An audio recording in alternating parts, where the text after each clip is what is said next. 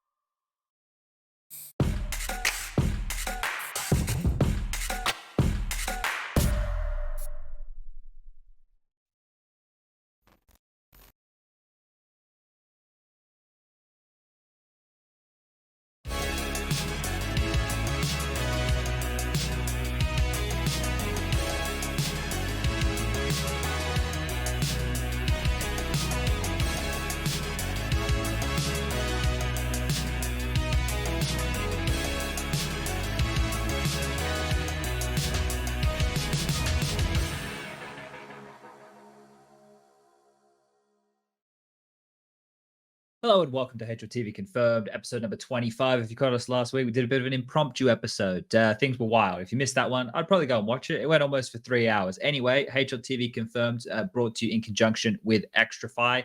They sponsor the show, so you're going to see some ads from them. We do some giveaways from them every now and again. So thank you for supporting us. Much appreciated. And thank you for being with us here tonight on the 1st of February, 2021.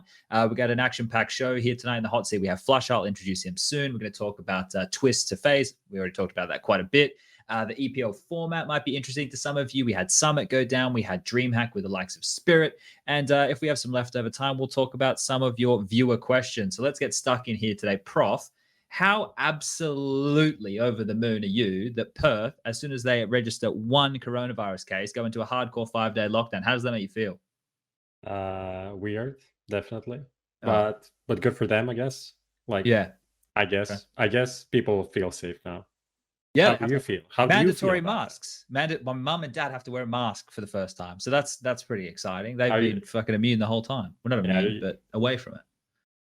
You're just jealous, okay? So yeah. Look, they're stuck in a place where you can't leave. I'm stuck in a place where all you can do is leave, but everybody's sick. So great. Anyway, let's keep this one going. Striker, I was going to think of a really good question for you today. You usually have bad answers, so we might as well skip it. But maybe this is good that I didn't write one down. Maybe I can come up with a better question right now. What resolution do you play Counter-Strike on?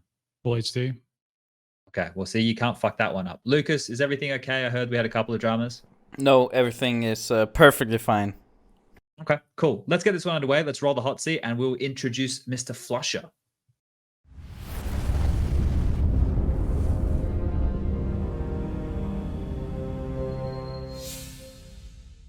All right, let's get this one underway. We are joined today by none other than the absolute legend himself. He won the first bloody major ever. It's flusha. Robin, how are you doing, man?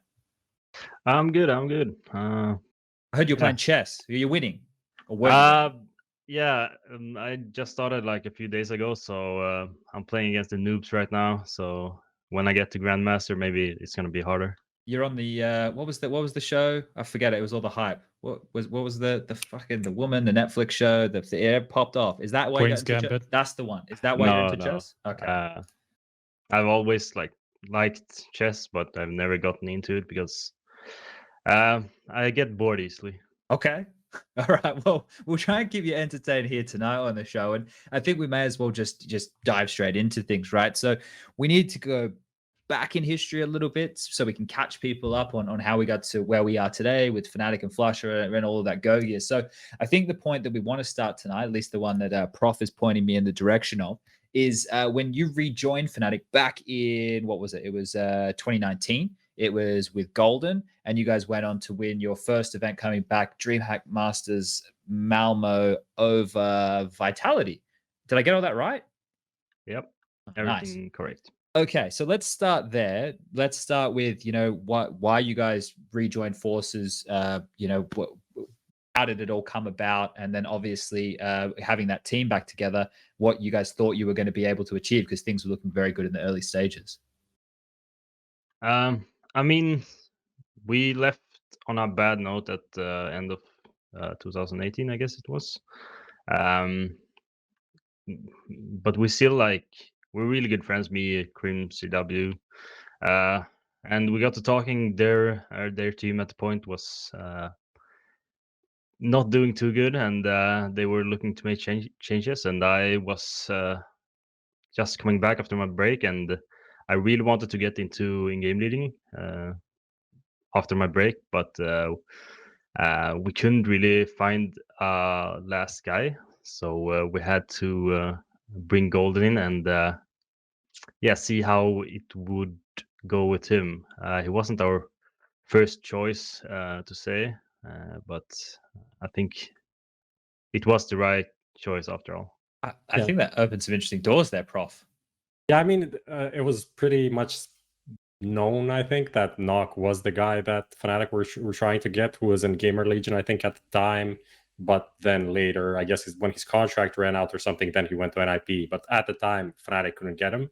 I don't know why exactly, but it was something about the buyout and stuff like that. I think it was even confirmed by JW before, indirectly, when he said that they want to get one experienced and one young player, and then they got Golden and flusha, and it's this doesn't really fit what he said.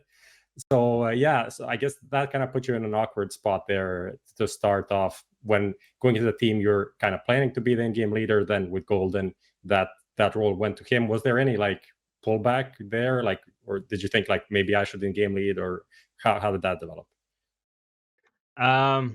No, we basically talked about a few players. Nok was our first choice, so obviously the buyouts didn't happen because they were asking for a lot of money. So Fnatic couldn't pull that off, and then I think our second choice was Res, but obviously NIP won't let him go either. So for me, it was just delaying what I wanted to do, and we knew Golden was really good at in-game leading.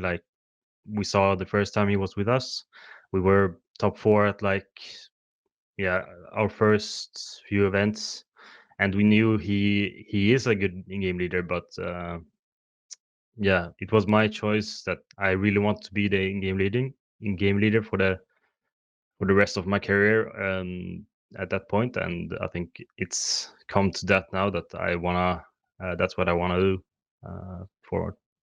Okay. Was that kind of the make or break for you with Fnatic now? Is that just did you just get to a point where okay, if I don't in-game lead, I might as well just go somewhere else? Basically that. I already said before the summer break, I told the guys that maybe it's time for me to leave now, because I had other stuff to do as well, and they really wanted me to stay for after the summer break until now, to see if things would go better, since obviously we didn't do too well in the middle of the year. So I guess we have delayed it until this break, and then here we are now. So this kind of feels like it was the inevitable then at some point, right? It was either going to be it just, to me it sounds like it's either going to be you or Golden, making way for one of you here to be able to in-game lead Fnatic going forward, right? Because they've made that change. We just saw them have their debut with Jackinho just over the week, right? So how long before this was announced to the public were you aware that this was going down? Was this decision basically made in your mind when you guys went on the player break? Yeah, it was the same day as we lost to Virtus Pro in the Flashpoint. Yeah. So it was at the night thereafter. So we ended our boot camp and we started our player break. And I told the management, my coach, and our Jens, our bald guy in the back, you know. Yeah. So they knew right from the start of the break that this was probably gonna happen. It's kind of weird, like listening to this now, like considering like going into the team, you wanted to in-game lead, and you were kind of not happy with the situation. When you think about all the results that Fnatic had, hello, I think Chad just cut we out. lost You're SPUNJ. fine. I just want to, yeah, from the outside, Fnatic looked like amazing, like everything's clicking, everything's on point, stuff like that.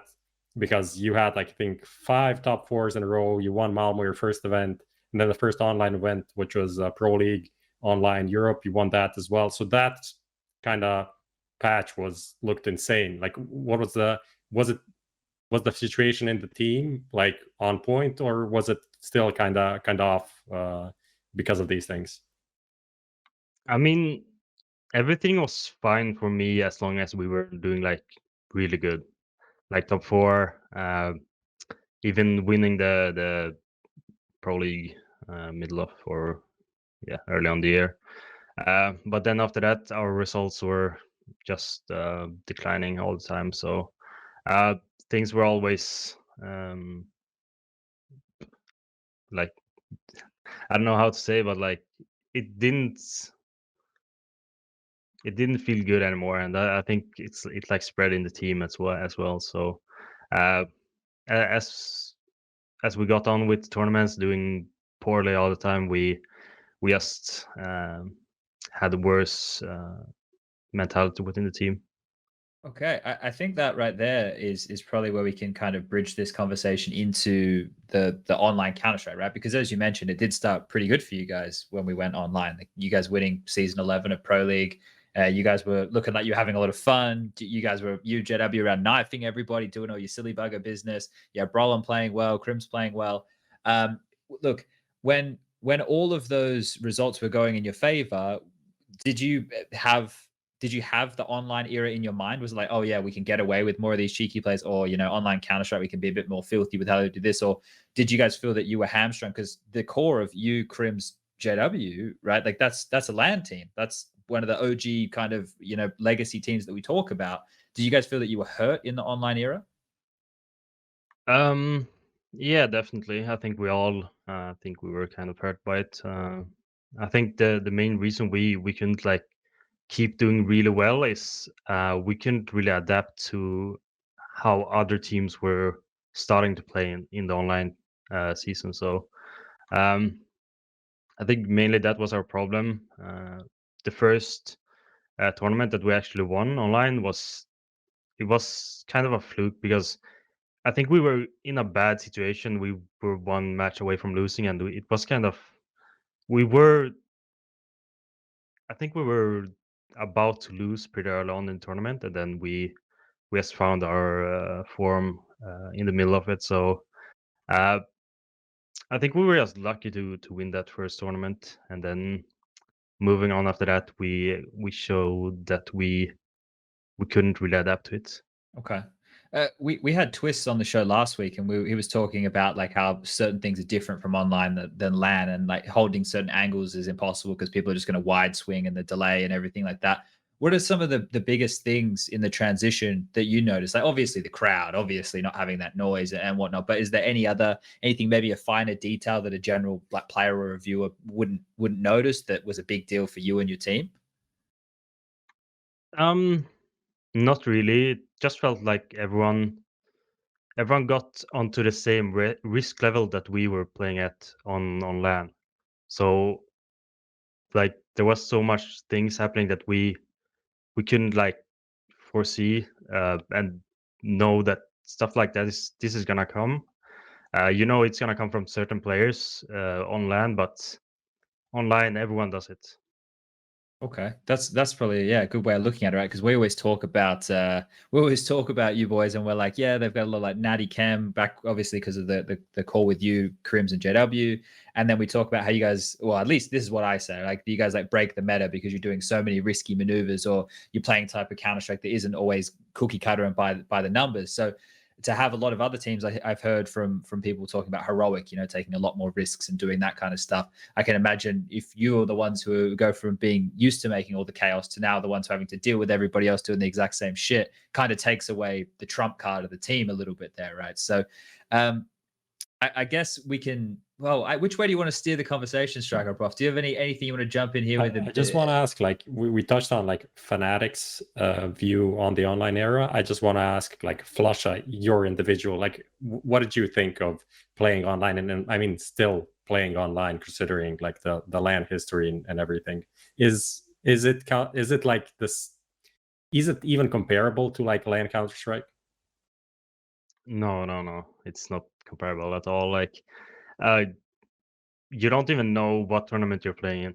Like, every match is just a new match. You don't know what tournament and stuff like that. And like, we played the same team like 3 times in 5 days or something. So it's like, it just doesn't feel good, and you don't really like.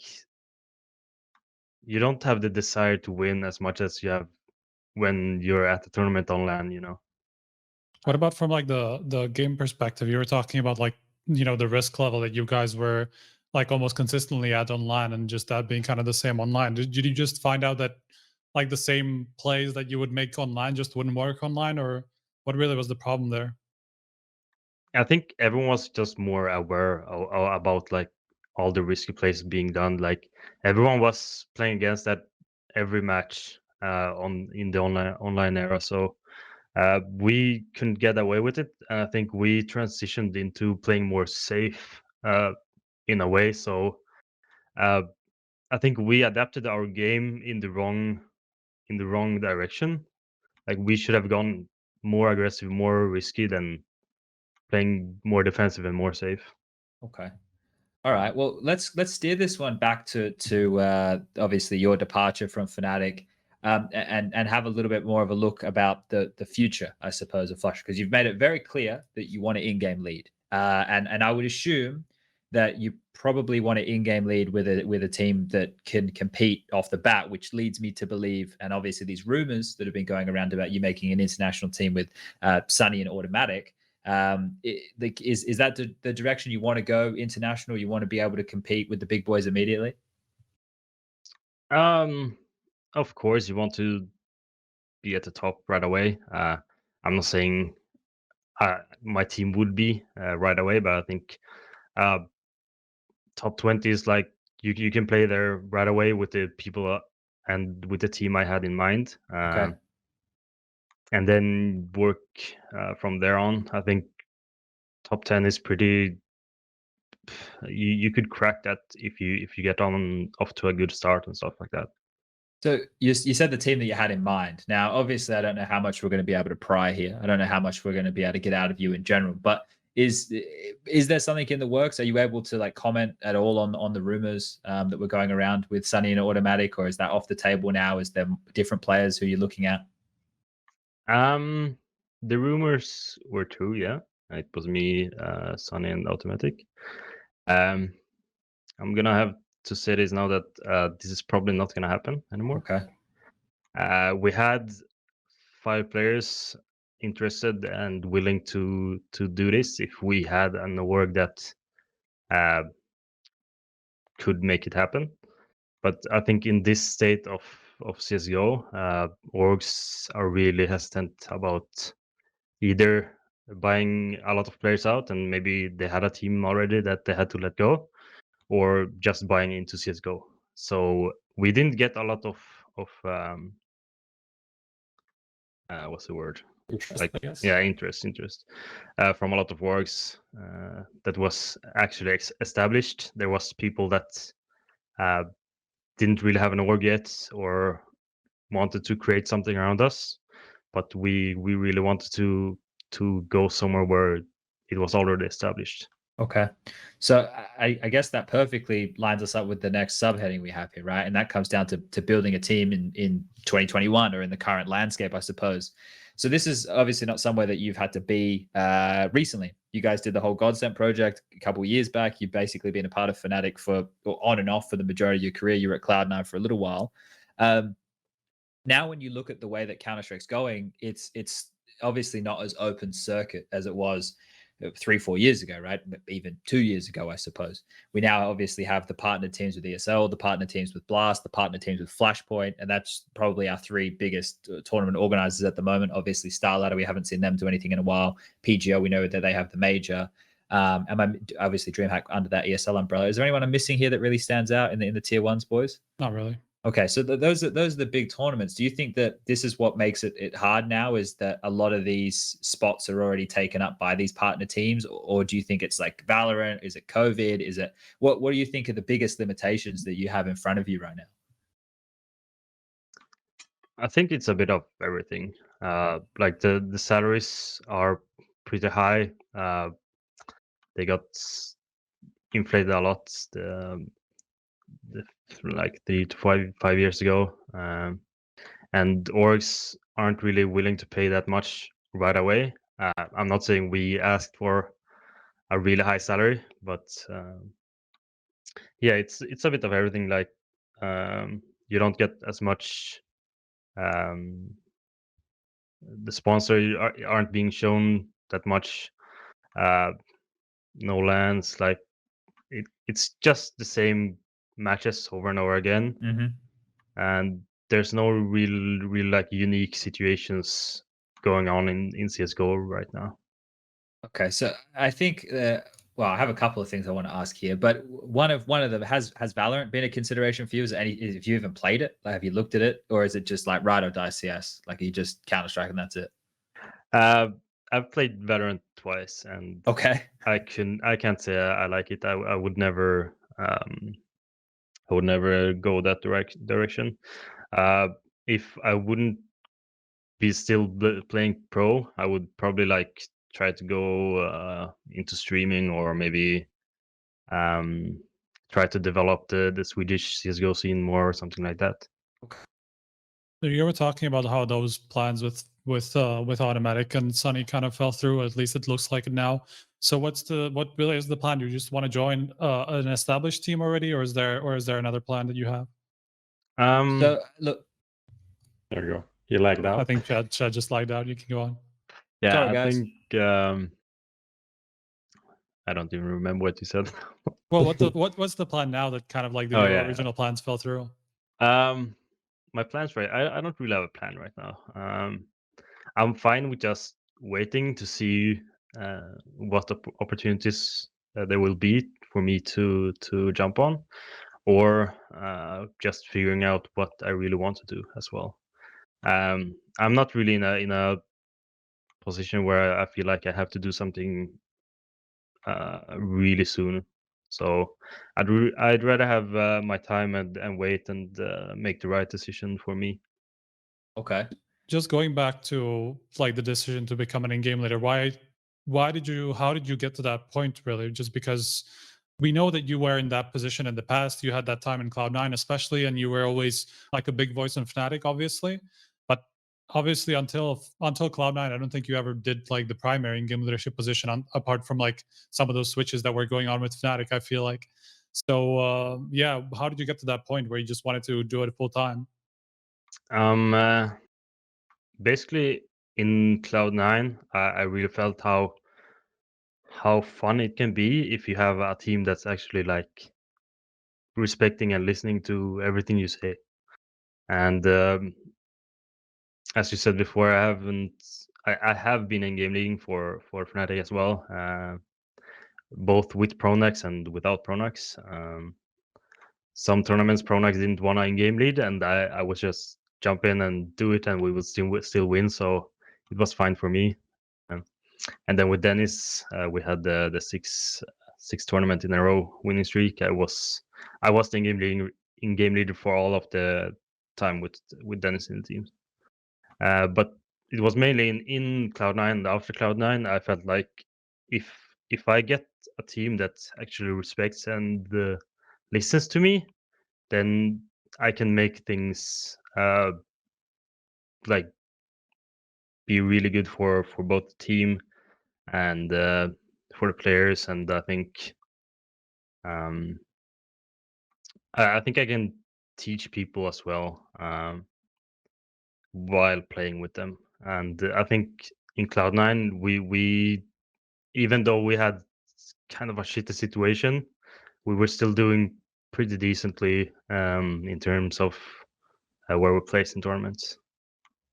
I wouldn't mind like delving in here a little bit more as to why the like not your original plan, but I guess the thought after Fnatic was, hey, let's play with autimatic and Sunny. Is there anything? Obviously, autimatic, you get to play with him for a bit before. The Sunny situation as well. They're coming off of not such great performance with Ents. He was doing in-game leading there. autimatic changing role, being primary AWPer for now quite a bit decent chunk of time. What was it about these two players that you wanted to be involved in? You like them as people? You think that they can offer a lot to a team, or was there anything more to it than that? I think it was just a really solid core to start with. autimatic, of course, I've played with him. I know how good he is. I know how much he wants to improve. And he was like the perfect person to have in a team as the game leader. So he was an obvious choice for me. Sunny, I've talked a lot with him during the past few years, and I think we were all like on the same page about where we wanted to be, how we wanted to achieve it, and like just being on a team together with the same goal, with the same mentality, stuff like that. All right. I remember this. I'm pretty sure that at least it was rumored that this was supposed to be a core of a team, like before you joined Fnatic in 2019. I think that's the timeline that I'm thinking about. It was at one point, even I think Rob said it in the top 20 interview, that mouz sports were even considering like getting flusha and Alu. I even think there's some weird combination like that with Rob, Sunny, and Oscar, or some that was some sort of a combination. I feel like also Sunny was rumored to go to Cloud9 when autimatic was there. So these were kind of the combinations that were rumored to happen in the past, right? Yeah, Sunny to Cloud9 was a big rumor in the past. I can't really remember me talking to the mouz sports guys about joining them. It could have happened, but I've had a lot of offers in the past few years, so I can't really remember all of them. There, one question that a couple of people asked coming into the show was, I think Janko mentioned at one point when we had him on the show that FaZe were looking to add you to the team in one of these situations where they didn't have an in-game leader in the past like year and a half. So I can't really pinpoint that. It was kind of a big span for FaZe where they didn't really know what they were trying to do. But I think it was like after the Cloud9 time, something around that, and that you turned them down. Do you remember like that? Did that happen? Yes. FaZe has approached me a lot of times during the years. Both with NiKo on the team and without NiKo on the team. Like even when they had the JKM Alu lineup back then as well. But yeah, like I never felt like I would get to be the in-game leader I want to be in FaZe, especially with NiKo on the team. I think it would be hard for me to just come in and like demand the respect and demand everyone to start listening to me and stuff like that. That seems to be a theme with FaZe, to be fair. It must be a difficult spot to in-game leader, especially now that like Carrigan's going to be the first real in-game leader they've had like full-time since Carrigan, which was what 2018, I think that was. Yeah, late 2018, early 2019. I wouldn't mind going in this direction with you, Robert, for a second, just like as a thought experiment, because you mentioned that potentially you would consider doing something more locally within Sweden. Do you think, right now, we've asked this question to a couple of guests in recent times who we've had on, Swedes predominantly, about the Swedish scene and the next kind of wave of talent coming through. First of all, how closely connected are you with that group, right? What is it? Is it eSport? I don't know what it's called. You got your own like pug system over there, right? Yeah. Is there enough raw talent there that somebody that you thinks that you could grab and help mold? And if so, right, would that be a project that you would be interested in, like as a long-term thing? I think there's a lot of talent in Sweden. you can't really just see them right now. I think Swedes have this personality trait that everyone wants to be the superstar, and teams can't really work if all 5 wants to do the same thing. There's not a lot of Swedes that take on the shitter roles, you know. So I think that's why you don't see a lot of Swedish talent, because their teams are generally not winning, but the players might be doing good individually, but not winning games. So for me, if I wanted to stay locally and develop Swedish players, then I think I would maybe not try to get to be a really good team, but mainly like improve them and maybe become a farm team or something like that, you know. Lemon dogs, that kind of thing. Yeah, and help the Swedish scene in that way, you know. Okay. I was just wondering, like, if we were going to see flusha do like an Ant style project, you know, fucking pretend you're Alu for a little while, maybe minus all the drama, strap 4 kids on your back and see if you can take them to a major grand final. But that was just one thought I was having there, because I think when you consider all the people who have kind of retired from the Swedish scene or have stepped down from these bigger teams in recent times, I'd say you're probably the best man for the job, right? Like, it seems like somebody with your level of experience there is needed in that industry, especially like Get Right's going to streaming. He's not, you know, building up that in any way there. Prof Striker, do you have anything you want to ask here? And then what I want to try and do with Robin is we'll try and put him out for sale. We'll put him on a shop window here, and we'll let the world know. No, I'm good for now. Okay. Can't think of anything at All this right. point.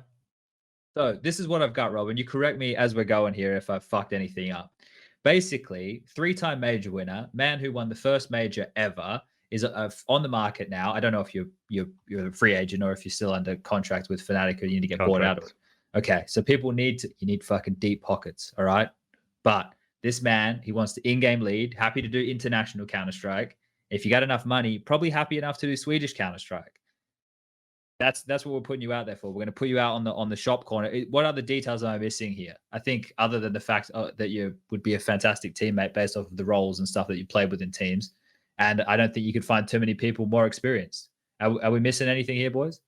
Just the team can't have like 2 big egos. I think that's the thing that we lined out for the rest of the players on the team. Seems pretty easy. Also a player you can meme about a lot, you know. Yeah. He's happy with a good joke. I always will knife people and tilt them. Does enjoy memeing on people as well. So I think we've got a lot of positives there to go off. There's a lot of good things to go off there. All right. Well, I'm just trying to think if we have anything else we want to dive to in this section, or if we want to save it until playtime, because I think we have a bunch of like viewer questions, but I think we covered kind of this part of like flusha recent times and stuff like that. Yeah. All right. Well, that's the life and times of flusha recently. Let's get to the recent news, Lucas, and get chatting.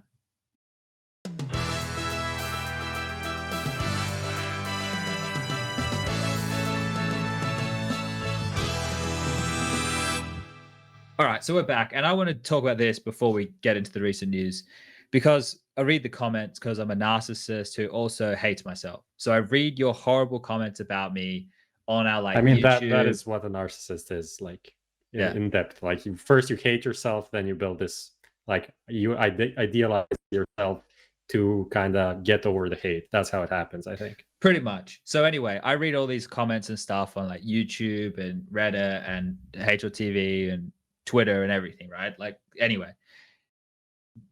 there's a guy who commented on the last YouTube video and said I was being edgy by swearing a lot. Now, I just want to address this, gentleman.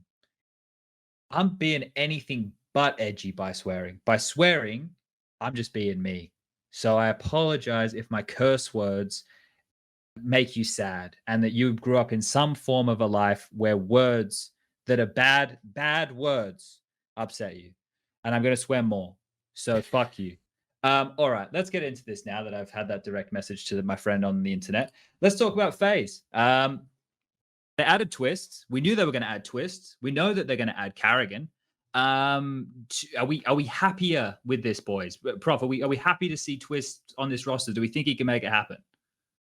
Still weird. It's a weird team. Like yeah, one of the things that we're so used to FaZe being like NiKo sports in a way. Like he is the guy that needs to do all the shit for this team to do well, right? Yeah.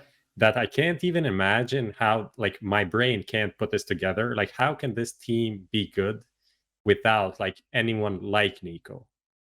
But you know the thing that is going to happen is what happened after mousesports. After he left mousesports, they're going to get a couple of good players and they'll make a team that maybe functions better than what it was before. Sure. My brain simply cannot comprehend at the moment how this is like a top 5 contender team. So right now it's announced as, right, just for those people playing at home who maybe aren't up to date with all the movings and shakings, Kirby is the one who got the benching. So the roster stands at Twistzz is the most recent addition. Then you've got Rain, you've got coldzera, you've got Brokey, and then you have Olaf. Now we all know Olaf isn't hanging around. Like he's made that abundantly clear. He said in interviews in the past he'll play for the team if he's needed. And the assumption is at this point that karrigan, at least this is my assumption. I don't know about everybody else. I'll throw this to you in a second, Striker. But my assumption is there was a few issues with mousesports. First of all, they wanted degster, right? But they have to wait to get him out of Australia. I don't know how long that's going to take, but I assume that would be something that they would be trying to fast track. Also, karrigan's contract, I think we heard like rumored that it was up in like March or April or some shit. March. So the closer it is towards the tail end of that contract means either the less it's going to be on the buyer or maybe FaZe or maybe mousesports will, give him up for cheap or whatever. So assuming that we're right and the roster is going to be karrigan in place of Olaf. So now we got karrigan in game leading. We got Brokey AWPing. Assuming we're going to have Rain as part of the entry pack with Twistzz somehow getting involved. And then you've got coldzera with all the experience being your more anchor style player. With that roster being thrown your way, Striker, what do you think that this is an upgrade or a downgrade for karrigan moving from mouz? Or neither? Is it just on par? I'd say an upgrade. Okay. I think it's a little bit more reliable than mousesports are at this point, especially after the 8-core edition, which is, I mean, so far we haven't really talked about it too much, just because we haven't really seen them play apart from until now. But obviously, at this point, it's not like a set upgrade, or like a big addition to the team or anything. So I feel like reliability-wise, FaZe is definitely an upgrade for karrigan, just because he has all the experience there. He doesn't need to bring anybody up to get them on a level that he wants to. He already has like complete players, so he knows what he's going to get from them, right? From each and every one of these. Like Brokey's at this point, I think Brokey in my eyes is already validated. I think he is a pretty good, like pretty experienced at this point, even just because he's actually been with FaZe for quite a long time now. So just as a stability wise, I think it is an upgrade, yeah. Okay. What do you think about this, Robin? Do you think this is like, we're obviously still speculating that karrigan's going there, right? But it feels like it's a pretty safe bet. And now that Twistzz is there, what do you think of the potential of this 5, assuming karrigan makes that move? Of course, they have a really good team, 4 really good players, 5 if you count Olaf, but I think he's not going to be there for much longer. I think it all comes down to if karrigan does a good job and if the guys are willing to respect him enough. Yeah, I think they could probably become a like top 3 team if everything goes right. I think it all depends on how good coldzera and Rain are gonna be. Yeah, and that leads me to the next point, right? Because what we were mentioning earlier, and you brought it up yourself about being in a team with NiKo. Obviously, when you have a star player of his caliber, he takes up a lot of room, right? Those kind of players tend to get the preference on where they want to play or how they want to apply themselves on the T sides. So with NiKo being gone and karrigan not having to call around him, do you think this is where they can get more out of Rain? They can get more out of Cold. Obviously, they need to get Twistzz to return to that form, but we heard from him just last week, motivation and a pretty poor environment in the team. Yeah, were kind of down factors for him. So with all this extra space, do you think that some of these players are past the prime that we'll see, or do you think they still have room to kind of grow and still be very useful? I think they all have their spot. I think they have to Shift, who's the star player. I don't think coldzera or Rain are gonna be the guys putting up the huge numbers. I think that's gonna be Twistzz and Brokey in that case. Okay. And coldzera and Rain just have to be really good at their roles they're gonna do. And then I think it's gonna be really good. But if someone like them isn't happy with the roles they get, then there might be some issues, I think. Yeah, there might be a little bit of weirdness, Prof, don't you think? Because it seems like with whatever karrigan has, he does try to get the most out of his players, but it always seems to, when the chips are down, it defaults back to karrigan taking a lot of space, right? We've seen him fiddle with AWPing, when the roster changes happened more recently, and it was going to be him, was it going to be Chris J? We've seen him go back to the hyper aggressive in-game leader entry style, where he's going out first, making space for his other teammates. What type of karrigan do you reckon we're gonna get here? I mean, considering when we had him on the show, like one of the things he raved about was like Rain being the second entry, if I remember correctly. Like that was the thing. I think he said something like, if Rain is behind me, I don't mind like running in because I know he's gonna trade. So I think that is what they're gonna do. It's gonna be a karrigan like the Crystal Godsend style, Okay. running in first, and then Rain behind them, and then the rest of the team like coldzera, I guess, as third, or Brokey on the op, and then Twistzz maybe doing the lurking, the aggressive lurking, which maybe NiKo did before, something like that. That's how I see the team developing. This Twistzz also said that he wants to be more of a star player now, so I think that's probably the direction where things are going to go. And with Brokey being like not a very space-taking operator, I think that can work out, and coldzera can maybe get some room to do his plays as well. That's one of the things that I'm seeing people mention when they talk about Brokey and his stats, right? Like, he obviously finishes these games with good performances, but people are saying, yeah, he's not very aggressive. Like, he's not an assertive AWPer. He's not, the ones going out, finding the jewels and taking the space. Do you think that's necessarily a problem, flusha? Like, when you think about AWPers, do they have to be that space-taking, aggressive style? Obviously, you got to play with one of the absolute very best with being aggressive with the AWP and maybe not taking and holding space, but definitely finding space. Do you think AWPers have to be assertive, or where do you think AWPing's at in the meta? Obviously, ZywOo, Simple, and Old Device kind of are three of the absolute best players in the world, and they're all AWPers. But do you think that their play style is it? Well, fuck it, I'm going too far with this question. What type of AWPing do you think is essential in the current meta? I don't think there's one style of AWPing that's better than the rest. It's all come down to how the team plays around it. And I think if you have karrigan as the in-game leader, I think he's gonna figure it out really well. I don't think Brokey is gonna have to be like going for entries, going for crazy peaks. If he has placed the spot he's designed to, then it shouldn't be a problem. Especially with karrigan on the team, he's probably gonna have a lot of ideas of how to do it. Sure. All right. Striker, while we wrap this one up, do you think any of the issues we've heard about in the past with FaZe, struggling to sign people or not having the support networks necessarily in place, do we think they're going to keep cropping up? Because we did see a very creative announcement video for Twistzz the other day. So, maybe FaZe are showing a bit more interest in their Counter-Strike team. Yeah, I don't know. coldzera also said a while back that they wanted to hire a psychologist. And so that also points to like a little bit of a different direction with FaZe. I don't know if... I'm not necessarily sure whether like it's the organization really like coming up with this on their own. I feel like it's just coming from the team and then trying to push for some of these changes that like obviously a lot of these teams have already brought in, and FaZe are just lagging behind in that aspect in terms of the top teams. So hopefully that's going to happen. Hopefully the org cares enough to actually make that happen. And so far it looks like it will. And in terms of like signing people, like we know that karrigan is not is running out pretty soon. So at least in terms of players, it's not going to be any problem. They don't have a coach, do they? Yeah, that's a problem. True. Someone needs to be the FaZe coach. Who's going to coach FaZe? Who's even available? Who hasn't been banned for being a scumbag? Who's still going? There must be like a bunch of options, to be honest. Like maybe not that many like proven coaches, but like players that either retired or are close to retiring. all of moving to the Yeah, I saw coach that. or something like that. Like, could anything could happen? Flusha, Even though how I don't does- see it.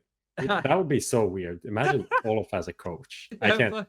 Flusha, can that happen? Can he coach? No, he can't. Well, at least it was a thought we entertained for a moment. So Okay. what about you? I feel like you kind of alluded to it when you were saying like playing with a team. Would you see yourself as a coach at some point? I have a hard time seeing myself as a coach. I don't think I have the personality to be a coach. Okay. Well, just curiously, because you've had much more experiences with coaches than any of us, what type of personality, or who is the best coach that you've had the pleasure of being under? I think Samuelsson was the best coach. Okay. Yeah, like just balanced. He made sure the team was all on the same Same page? same page, and Yeah. also he helped out Golden a lot with the in-game things, demos, everything. Is it easier now? Like, I assume in the very early days when coaches were there, they're probably more just like cheerleaders, or they watched a couple demos and said, yeah, this guy likes to take pop dog, you know. But now, like, is it actually quite clear to see what these coaches do offer? Because once again, I have said this almost every show when we talked about coaches, we have like no idea, because it's always so close to the chest, right? The players don't want to give away anything, the coaches don't want to say too much about what they do. But is it clear to tell, like, hey, there are actual coaches who have value? Yeah, I think so. If I just look at from start to finish of my career, like Devil Walk first, it didn't feel like he did anything. Okay. Then we had Vugo after that. He was more analytical, but maybe not caring too much about what was going on within the team, between the players. And then we had Valence in Cloud9, really good guy. Like, he was probably the best guy to have around your team. Like, he made sure everyone's on the same page, everyone had fun. There were no like issues between people. And then Samuelsson, yeah, he just did it all. So I've just had better coaches along the way. Okay. Well, that makes sense, right? It evolved with the game. Yeah, I think that's a big part of it, just because like we've heard it from people like Yanko, we've heard it from Elma Putty, there you go. There was a recent interview where he talked about the same thing, where like over time they realize that the coaching job isn't just, the in-game stuff, that you have to manage personalities. You just have to be that guy who just brings people together, making sure that like the atmosphere is right, people aren't like doing shit on the sides and stuff like that. Like a lot of these side jobs that don't necessarily have like a lot of impact on their own, but just like in general are really big if you have them all right. So it's just like comes down to the evolution of the role in general, I feel like. Yeah, I'm hoping the more we get to see it evolve, and maybe the more players retire and actually go in with that first-hand experience, we get to see that role evolve even more. But anyway, we'll keep our eyes on if Carrigan gets signed to FaZe, because I assume this Twistzz signing is not the end of the road, and if they get a coach, and if any of that stuff happens as well. So we'll keep our eyes on that. Let's keep this moving forward, because we want to talk about the EPL teams and the format. Now, I think I just heard the lovely noise. I think I did. Okay, no, never mind. That's not what I thought it was. Prof, what you linked before in Discord, do you have that handy by any chance to throw to Lucas? So we can show. I can find it. It's all right. But basically, while I'm bringing the playoff format. Yeah, I was looking at it earlier today, so I can bring it up. Lucas, I need to join TeamSpeak to link this to you. But for those who aren't too familiar, Pro League has been announced. It's just the one global league again, right? Like, we're not talking about any of this stuff going on with split regions. It appears that they want to be doing things as everybody involved. So I've just linked this to Lucas. He'll bring this up on screen. And I'll quickly read through this for all of our audio listeners. You guys can see it, and then we'll have a bit of a chat. So season 13, there's 12 partner teams. They're listed very clearly here. You have Astralis, Complexity, Ents, Evil Geniuses, FaZe Clan, Fnatic, G2, mouz Sports, Na'Vi, NIP, Liquid, and Vitality. And then we have 10 teams who were invited based off of the world rankings. And those invites were made on the 21st of the 12th, 2020. So where these teams were in those world rankings as the 21st of the 12th last year. So here they have listed Heroic, Big, Furia, OG, Virtus Pro, Gambit, Cloud9, Renegade. So it's interesting that they get over, MIBR, and TBD. So we don't know who's finding that last slot. And then Asia invites. Okay. So we have to wait and see how that one goes down because you'd be assuming it would probably be like a Ty Lewis night, but also I don't know how the restrictions are with flying at the moment in Southeast Asia or China or anything like that. Can I just confess something? I have no fucking clue what's going on in Asia. With Counter-Strike? Yeah. Like I literally don't know who the good teams are at this point. Well, I mean, some of them obviously, but I think Vici did some good stuff. They have that guy named Destroyer. He destroyed some teams as well, and that's it. I think Tyloo was on a 15 series win streak over Vici, and then Vici turned it around. Yeah, and they won the last couple. 2-3 series. Yeah, that's TLDR. There was NG that was made. That team, but they barely have played so far. I think they've only gone together like this earlier this year. And Tiger and stuff. But anyway, the other two names, Endpoint, they have finally made it into the Pro League, and Team One, which is a Brazilian. Are they Brazilian or are they? I don't want to butcher. Okay, because I know there's sometimes some Argentinians in the mix. I don't want to fucking butcher any of that stuff. But long story short, that's the teams. Are there any names here that we think are missing, boys? Is there anything here glaringly obvious that you're like, oh, where are they? I think no, they were like the top 16 of the 16 of the top 16 teams at this point, according to the ranking. So I feel like there isn't like anybody obvious missing. It's not like a top 10 team missing from the list or anything. So like people can argue whether somebody like FPX should be there, or whatever. But someone said Spirit. Someone just said in chat Spirit. Yeah, I mean, obviously they just made it. They just climbed off their win in DreamHack. So that's going to be, there you go, in DreamHack. Yeah. So that's like, sure, but that's very recent. Obviously, we couldn't have expected them to get that invite before. Yeah, it's always going to be impossible almost impossible to keep your finger on the pulse and have all the top teams at the same time. But this looks pretty good here off the bat. Potentially, if the Asian team doesn't make it, which I guess is why they didn't announce anyone yet. I guess they're trying to get the team over, trying to get like some deals in place that they can travel to Europe to play. Then we get the Spirit or get some other team to come in as replacements, right? Sure.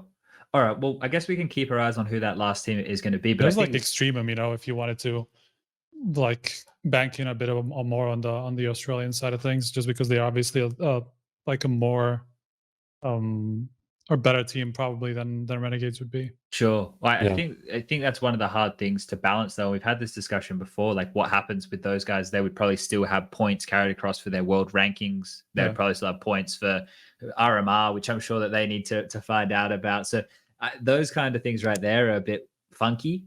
But yeah, it seems like obviously it's a bit hard to represent everybody at the moment based on this whole COVID situation. I'm sure there's been a lot of issues getting certain people out from certain areas and shit like that. But the bit I want to dig into here, and I think that this stuff goes for most tournaments, before the tournaments happen, I really don't feel that there's a clear explanation of what everybody can expect, right? So if you scroll down on this to the format graphic on this page, it's on the same page. Let's quickly just read through it, and then I'll explain it if things don't make any sense for people playing at home here. So the group stage, as we can see here, there's 24 teams. It's broken up into 4 separate groups. These are round robin groups, which means per group, there will be 5 matches played for each team, and they're all going to be best of 3s. So you'll play every other team in your group. The winner of each group will progress to the play-in stage. The second and third, respectively, from each group will progress to the round of 12. Now, that's when we're going to look here at the graphic. This is where the graphic kind of comes into play, right? You can see of the 24 teams, 12 of those will progress all the way through to the playoff stage, right? Now, this is where it gets a little bit tricky, but what I want to talk about here is what's incentivized by this. Now, traditionally, when you have round robin groups, in Australia, we would call it a dead rubber. Now, I know in other parts of the world, you guys, when you say rubber, you're talking about a condom. So when you hear me say dead rubber, you're talking about a broken condom. That's not what I'm talking about. A dead rubber is I guess we would use it in Australia like a tire that, doesn't work anymore. It's useless. It's a waste of space. It's a dead rubber. I guess you could use it the same way. Anyway, contraception is important. Long story short. Depends on what you want, right? Yeah. Unplanned pregnancy, we probably don't want that. One thing we do want, though, is to incentivize the group stages. And I want to point out to everybody here that the group stage is incentivized. And it's incentivized because if you do place first, as I've already iterated, you will go to this play-in stage. Now look at your graphic. At the bottom where it says play-ins, that's the top 4 teams. So first place with each group will play each other in a best of 3. If you win that best of 3, you go straight through to the semis. If you lose that best of 3, you go to the round of 6, which would technically be the quarterfinals in how ESL normally run their events, right? So that, first of all, when you're looking at this, let's start with you, Robin, because I'm not sure if how often you look at the format graphics. You just said before that, each match kind of feels the same. Do you think something like this as a format is valid? Is it maybe too extreme? Does it give too much of a reward for teams who are coming first in their group? I both like and dislike it. Okay. I think the play-in winner gets too far. Sure. Like if the play-in winner was round 6 and loser was round 8, then I think it would be a bit better. But now they're like top 4 from winning their group and then one game. Yeah, we had this conversation a little bit earlier in the day, didn't we, Prof? What was your take on that? Yeah, I think the reason why it kind of makes sense is that they kind of still need to win one playoff game, which is this like first play, like the play-in stage or whatever. So that kind of propels them to the semifinal. So it kind of makes sense, but it is still pretty deep. It's huge, right? When you think of this playing game as the difference between the playing game and any other game is you can still lose it and stay in the tournament. So it doesn't have the full playoff single elimination bracket importance that the other games have. That's why I feel like you can still kind of fuck around a bit more there, and there's not that much pressure on you having to win it. And that's generally my why I don't like double elimination formats that much, because it's always, you can always kind of fuck around, lose a game, and then make it later on. I really appreciate that, like if you lose, you're out, so everything's on the line in every game. That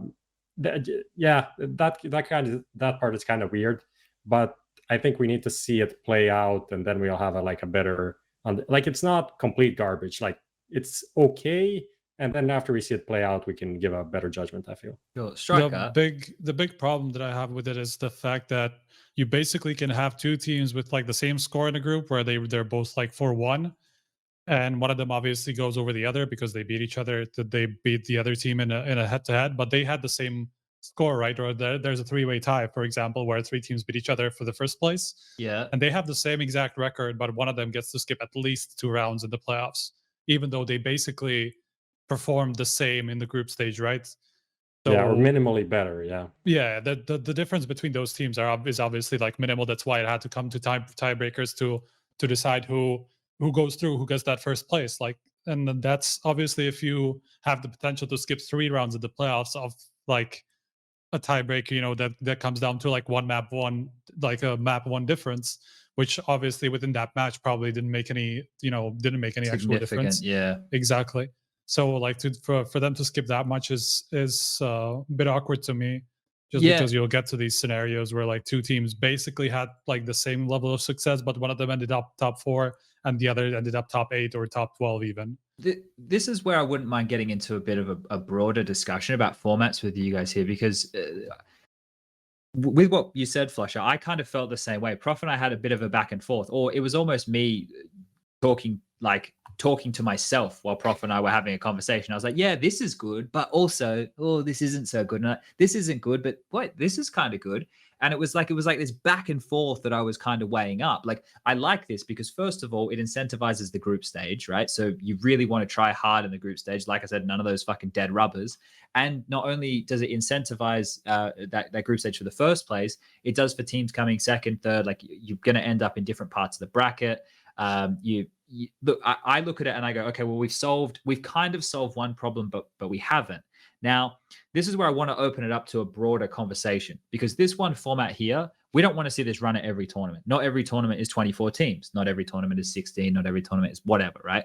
My point here is, when we look at this, like, and compare it to other formats that say ESL run or Blast run or whatever, do we think that this one is like on par with the other formats that we're seeing get run, right? Is it just as interesting? Does it offer just as much in terms of competitive nature, but it's just a different format? and we're maybe just nitpicking a little bit? Or do we want to kind of see all of these tournaments running comparable formats, so things that are very similar? Like, what are we preferring here? Because we're never going to have a perfect format, and if we do we even want to see that run at all events? I'll maybe start with you here, Striker, on this one. Yeah, I mean, I think some variety is definitely what you want, especially in this kind of scenario where you have like a lot of tournaments in a row, and then you don't want to have the same exact scenario happen in a over and over and over, where you have like the big 8-team GSL group running into like a single elimination playoffs, then you play like an 8-team GSL group again, where it's like a double elimination format as well, you know. So I think some variety is definitely good.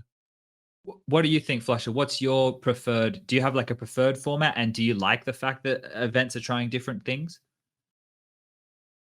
Honestly, I've never like gotten into formats and like thinking about everything.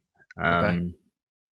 I just play whatever whatever they want me to play, you know. Sure. But basically, the thing I want is like I want a tournament to be as many days. Like every tournament is gonna be the same amount of days. Okay. How the format is doesn't really matter to me. But some tournaments are like 7 days. This looks like a tournament that might be like 3 weeks. Yeah, So I think it's something like 3 weeks. Yeah. Yeah. So it's like they're so different. Like in formats, it's so different. Like you can play either 7 days or 3 weeks, you know. And I think tournaments should just be around the same length, all of them. Yeah, I can see that kind of logic, right? Especially from the player's standpoint, and especially when you guys are traveling to events, just to give a little bit for people to kind of see how this format's going to work date wise. I believe, I don't 100%, so don't quote this shit, just use it as rough indicators. But I believe that the way this is going to work, because as you guys can see on the graphic here, there is 4 groups of 6 teams. Those 4 groups of 6 teams will only play for, I think it's like 3, or maybe it's a game a day, right? So each group, let's assume each group, it's a game a day. So each group will play out over those 5 days, maybe 6. But so if you're in group A, you'll be done within the first 5 days. If you're in group B, you'll be done within the next 5 days, right? So if you're getting like breaks, so you'll play for the first 5, then you'll have probably 2 weeks off if you progressed, right? If you play the second group, you'll play that one, then you probably have 1 week off. If you play the last group, okay, then you maybe get a couple of days off, and then you go again. The actual span of the tournament date wise, I believe, is from the 10th of March until the 11th of April. And that sounds like super long. And this is one of the things I wanted to kind of demonstrate with the calendar that I still haven't fucking gotten ready, is just how these tournaments look expansive on paper, but how the actual playtime for teams is still quite condensed. So I think, let's say the group stage is 5 days, and then the play-in stage is another 2 or 3 days, and then the finals is another 2 or 3 days. At max, I would say that the amount of tournament play that teams be doing, let's say 10 days, 12 days, something like that. This brings us back in, Prof. Do we want to see different formats, or do you want to be more like what Flush is saying, have everything more uniform? So it's kind of like we're going into a tennis tournament. You know the exact amount of players, the exact format, and we know what we're getting, but maybe we're on a different court. Yeah, I think that works well for like LANs and stuff like that. I mean, we're just in a weird situation right now with all of the not traveling weird formats that people are trying out, and just like group stages being all over the place, because it doesn't really matter where you are. You're just playing from home anyway. You don't really have to have all of these teams at one place to play. So maybe you can spread out the matches more and stuff like that. You don't have to ship them there and ship them back. So yeah, I think a couple of years back we had that more or less, like 6 days tournaments were kind of standards, 5 to 6 days. You had Mondays, nothing ever happened, Sunday grand final, and that was something that we worked with. I think that was more or less okay. But of course, like Pro League and some of these like bigger tournaments that are leagues will always last longer, or will have like a different format to some degree, which I think is fine. Okay. Yeah, I think the problem with these long league formats and stuff like that, especially when there are tournaments happening in the middle of them, where a team plays in the first group and then they have 2 weeks off and they play another tournament in the meantime, it feels so disconnected that it doesn't even feel like they were part of the same tournament when they get to the playoffs at that point.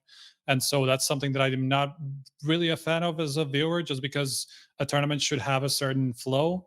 And like that gets just completely disrupted when you throw in like a 2-week break for a team. And I'm sure for them too as well. Like flusha was saying, I'm sure a lot of these people are feeling like, okay, it's just like a match in a new tournament. You know, it doesn't really matter what happened 2 weeks ago. We're just playing this now. So, and for viewers, I'm sure it's the same. So that's something that I'm not a fan of.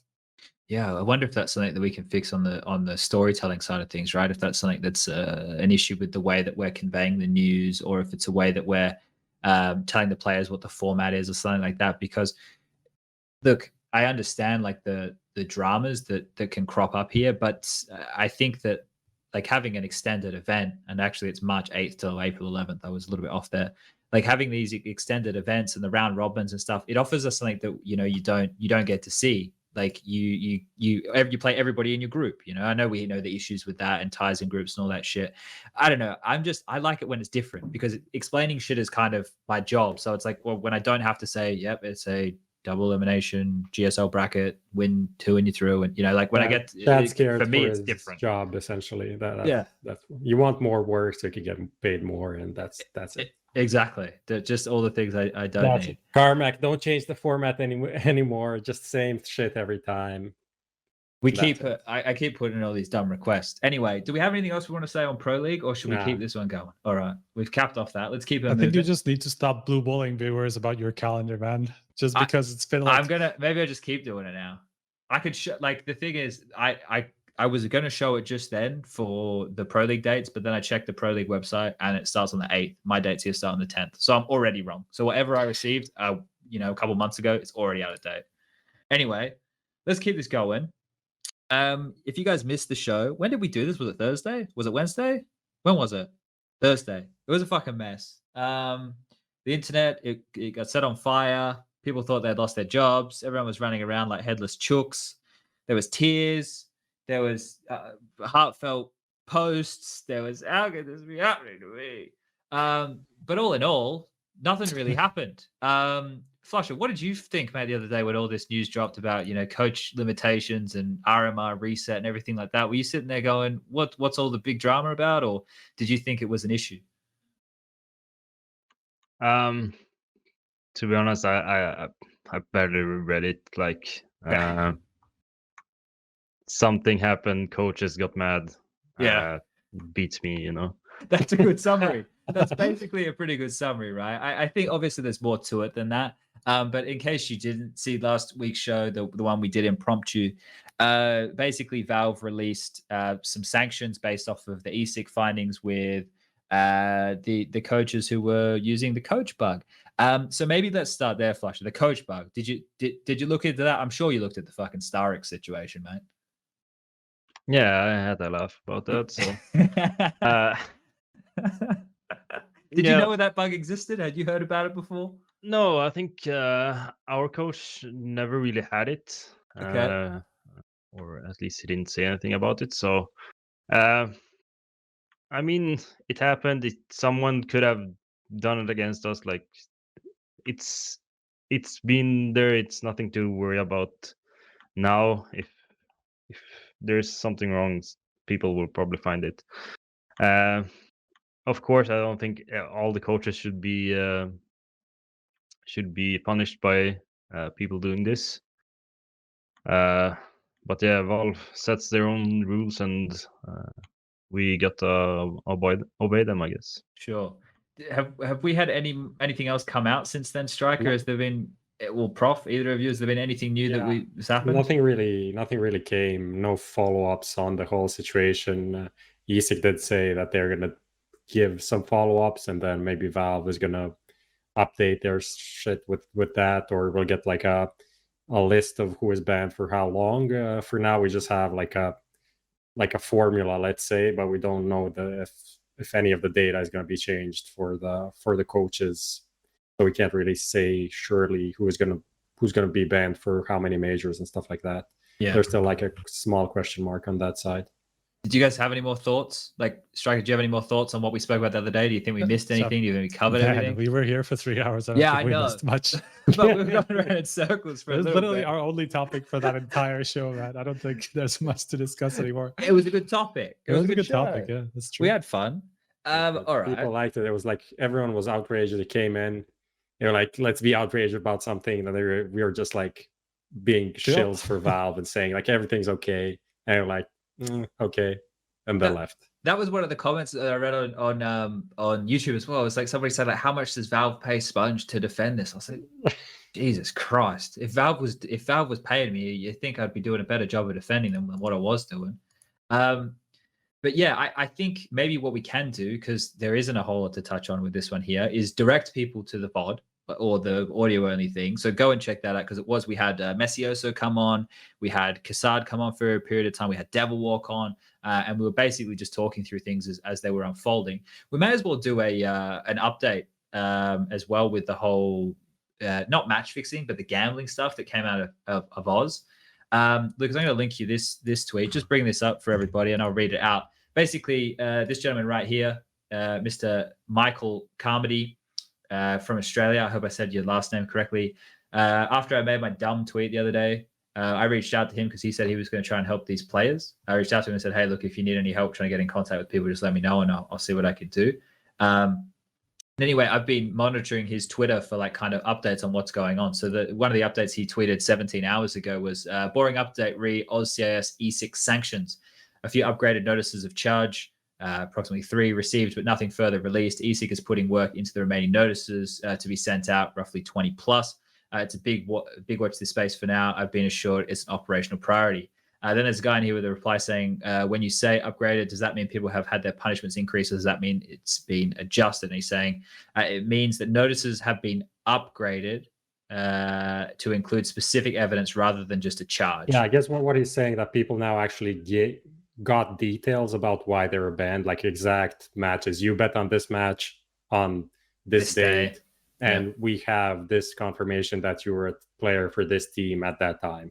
So that is kind of what they're getting, because a lot of people were just complaining that they have no idea what happened, that they didn't do anything, dog eat their homework and all of that shit. So can't really know what is going on. At least now they know. So if they want to lie, they'll be lying on purpose and not just being like, I'm not really sure why they got banned, I guess. Yeah. Flusha, did you see this one going down with the Oz players, the 35 of them? I think it was that they got sanctions put against them a couple of weeks ago now.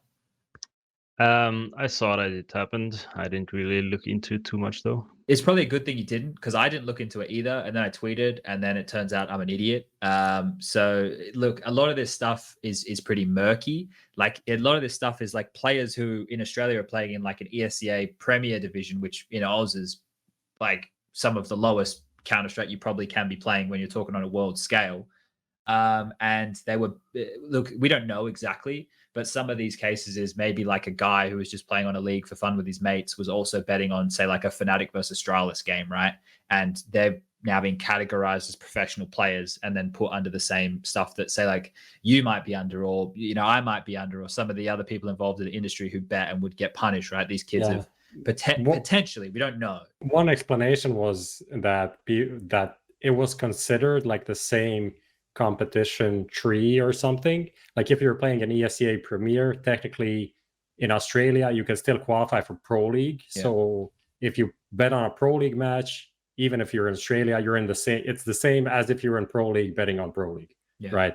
So that's a very weird way to define it. I'm not really sure if it makes sense, but yeah, that's just why some people are currently banned, I guess. Yeah, this is just another wait and see, Striker. Is there anything else? I know we had more people tweet, like there were they had their torches and pitchforks out for Xtaz the other day again.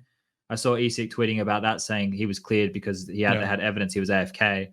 Is there any of these other dramas that I'm missing, or have we kind of touched on all of them?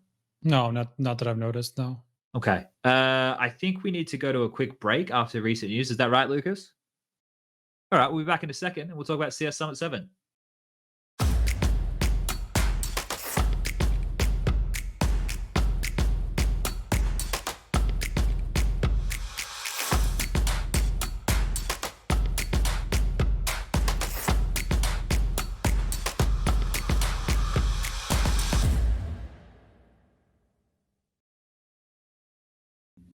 All right, we're back. Thank you for sticking with us. And once again, thanks to Extrafy.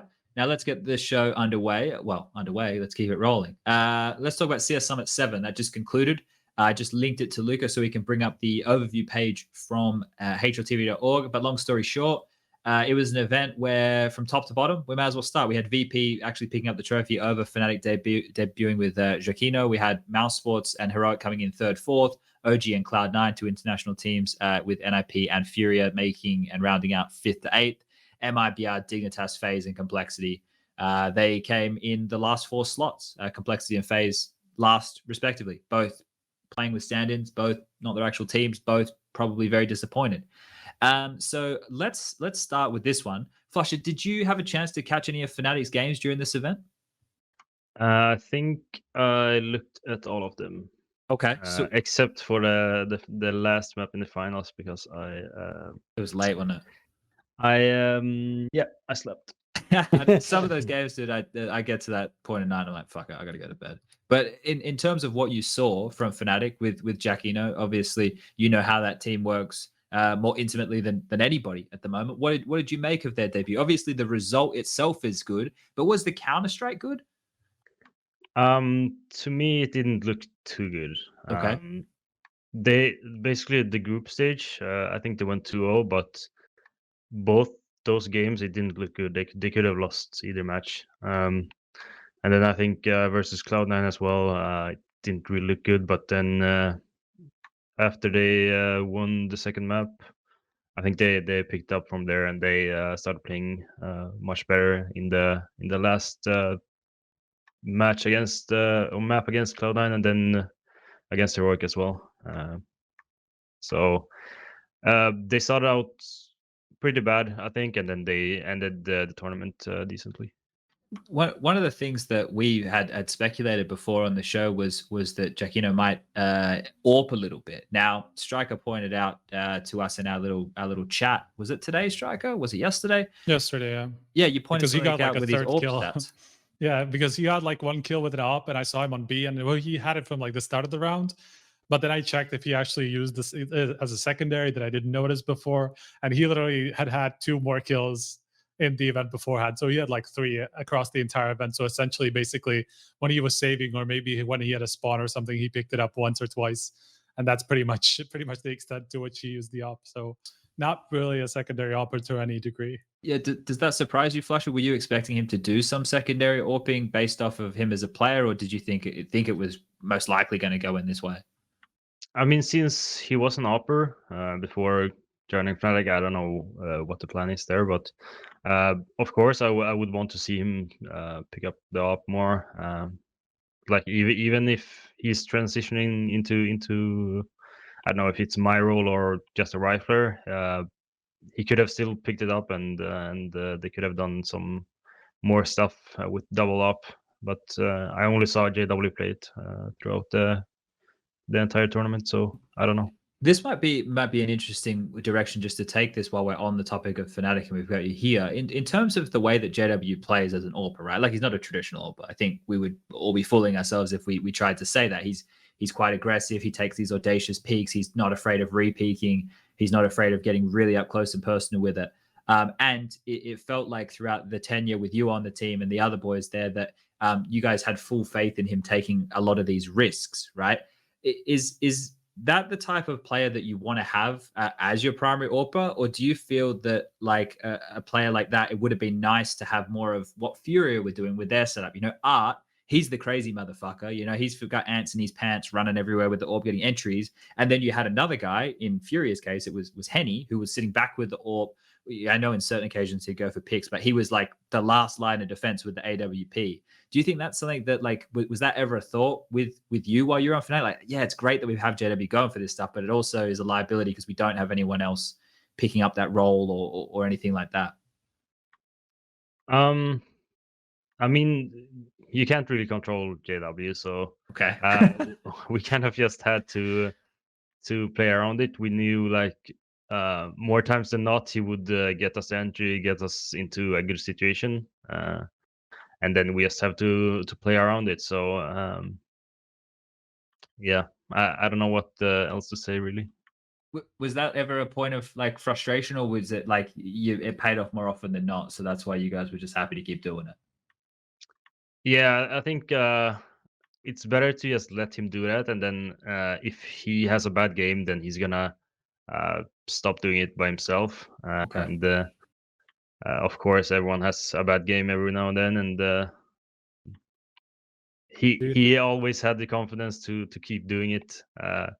Maybe a bit too much, like trying a bit too long, but yeah, I think we played around it really well, and he realized when enough is enough. All right. And when you were watching these games of Fnatic, was there anything that you were noticing that were pitfalls when you're in the team? Like, is it similar like calling patterns or similar problems with say some of their holes? Like, was there anything that you felt, oh, that's still an issue even though I'm not there, or like what did you take from that angle? I noticed that they I lost the word, but yeah, they did a lot of new stuff. Like Inferno, of course, they I've always been the banana guy, but now they played really heavy banana, like 2-3 people all the time, stuff like that. So I think they're transitioning someone into my role, and I don't know if that's gonna be Crims or Jackinho. It's kind of hard to say, but I think they kind of didn't have the guy that could do the things I did, like just doing it by himself and not really needing all the help that most players want or need. Sure. Okay. Prof, what were you going to say there? I cut you off. Yeah, I wanted to ask, like, not ask, but kind of the way I see Fnatic potentially moving is the way that Fury operated last year, where they had Art being this like hybrid opera, aggressive rifler that I feel like JW could fill that spot. And then with the second opera, that would be more of the Henny type that you said, like a passive one, opping more often, but playing like a less impactful role, let's say, just like getting the easy kills, closing out rounds and stuff like that. I just feel like that could be a good direction for Fnatic to go forward. Maybe the question for flusha is like, can JW play that role being more just being a hybrid? I feel like he did that in the past, and in some cases he did quite a good job. I think in 2019 when the team was kind of in a shit position, I think he still did quite well. Yeah, I think he could. He's always been a really good rifler as well, but it's always been like on his mind that he has to have the op, like no matter what. That's in his mind. Like he has to be the op, or he has to have the op most times. And I would like to see Fnatic transition into like adapting the op more. Maybe Jackinho is more of a defensive opper and JW the aggressive one, and they could switch up depending on what team they're playing.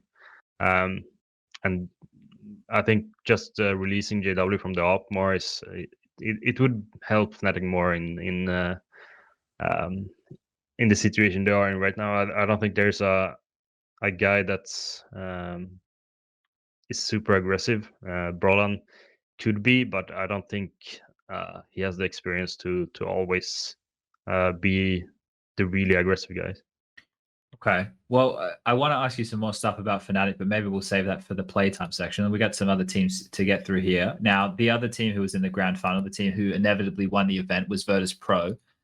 So what is this? Their third event win in a row, right? They won Flashpoint towards the tail end of last year. What was the other event they won? DreamHack December. That's the one. So these boys, I kind of want to give everybody not the background. You don't need the background, but more so where this turned around, right? If you guys remember 2019 Starlighter there in the grand final at Avant-Garde when they had a Dren, things kind of went to shit after that. It weren't so great. Then Buster took some time away. Yakinda came in, Buster came back, Dren went out. The firepower has definitely been bolstered on this team. And not only that, like I saw some people posting stats on Reddit. I was going to make a tweet about it, but I thought we already spoke about it a lot, like the community, but obviously not. Stats on these guys because of the fact that they went from such high heights, then back down to relative obscurity. They had to grind back up. So they were playing in a lot of like more like local events or more like against the tier 2 teams and stuff. And their win-loss at the moment with Jackinho and Buster within the team is fucking awesome. I think it's like out of all of the best of threes they played, I was counting. So this figure is going to be off because I didn't write it down. It's something in somewhere in the range of 40 to 50 best of threes played. I think it's for some reason 48's in my mind. Maybe it's a little bit less. Maybe I don't remember exactly, but they'd only lost 7 series in total, right? And one of those was like the first series they ever played with this roster. So in terms of this team being on a hot one here and the type of Counter-Strike that they're playing, Striker, they're looking bloody hot. Would you say? Yeah, I feel like there's just so much that they can fall back on. They just have like 4 really strong people with one that's usually like a more supportive element in SPUNJ. And like they could like pretty much all of those 4 people can like individually take over games at times.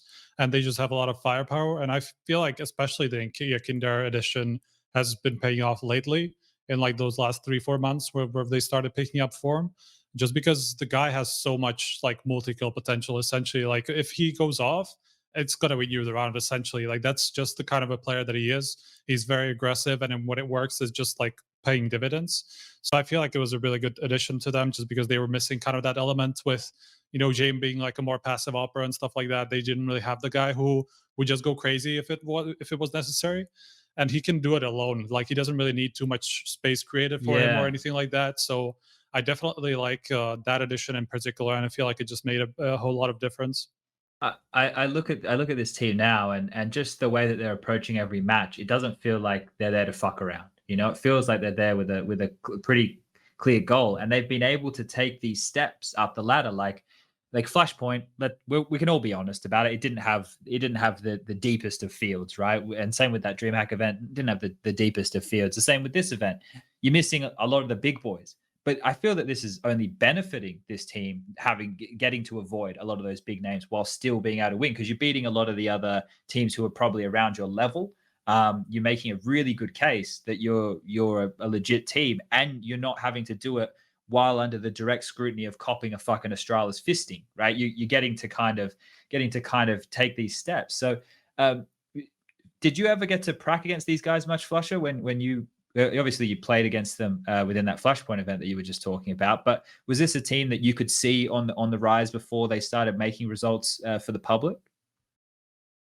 Virtus Pro is actually one of the teams that we haven't like practiced or played officially much against. So I've never really saw them like in game a lot. And obviously, I don't look at all the games that's being played. It's way too many games to look at. So, but yeah, they have so many good players, and I think their confidence and their momentum right now. It's like every match they went into in this tournament is like they just went into the match knowing they are the better team, and yeah, it really showed that they were. So. I don't really have anything to add.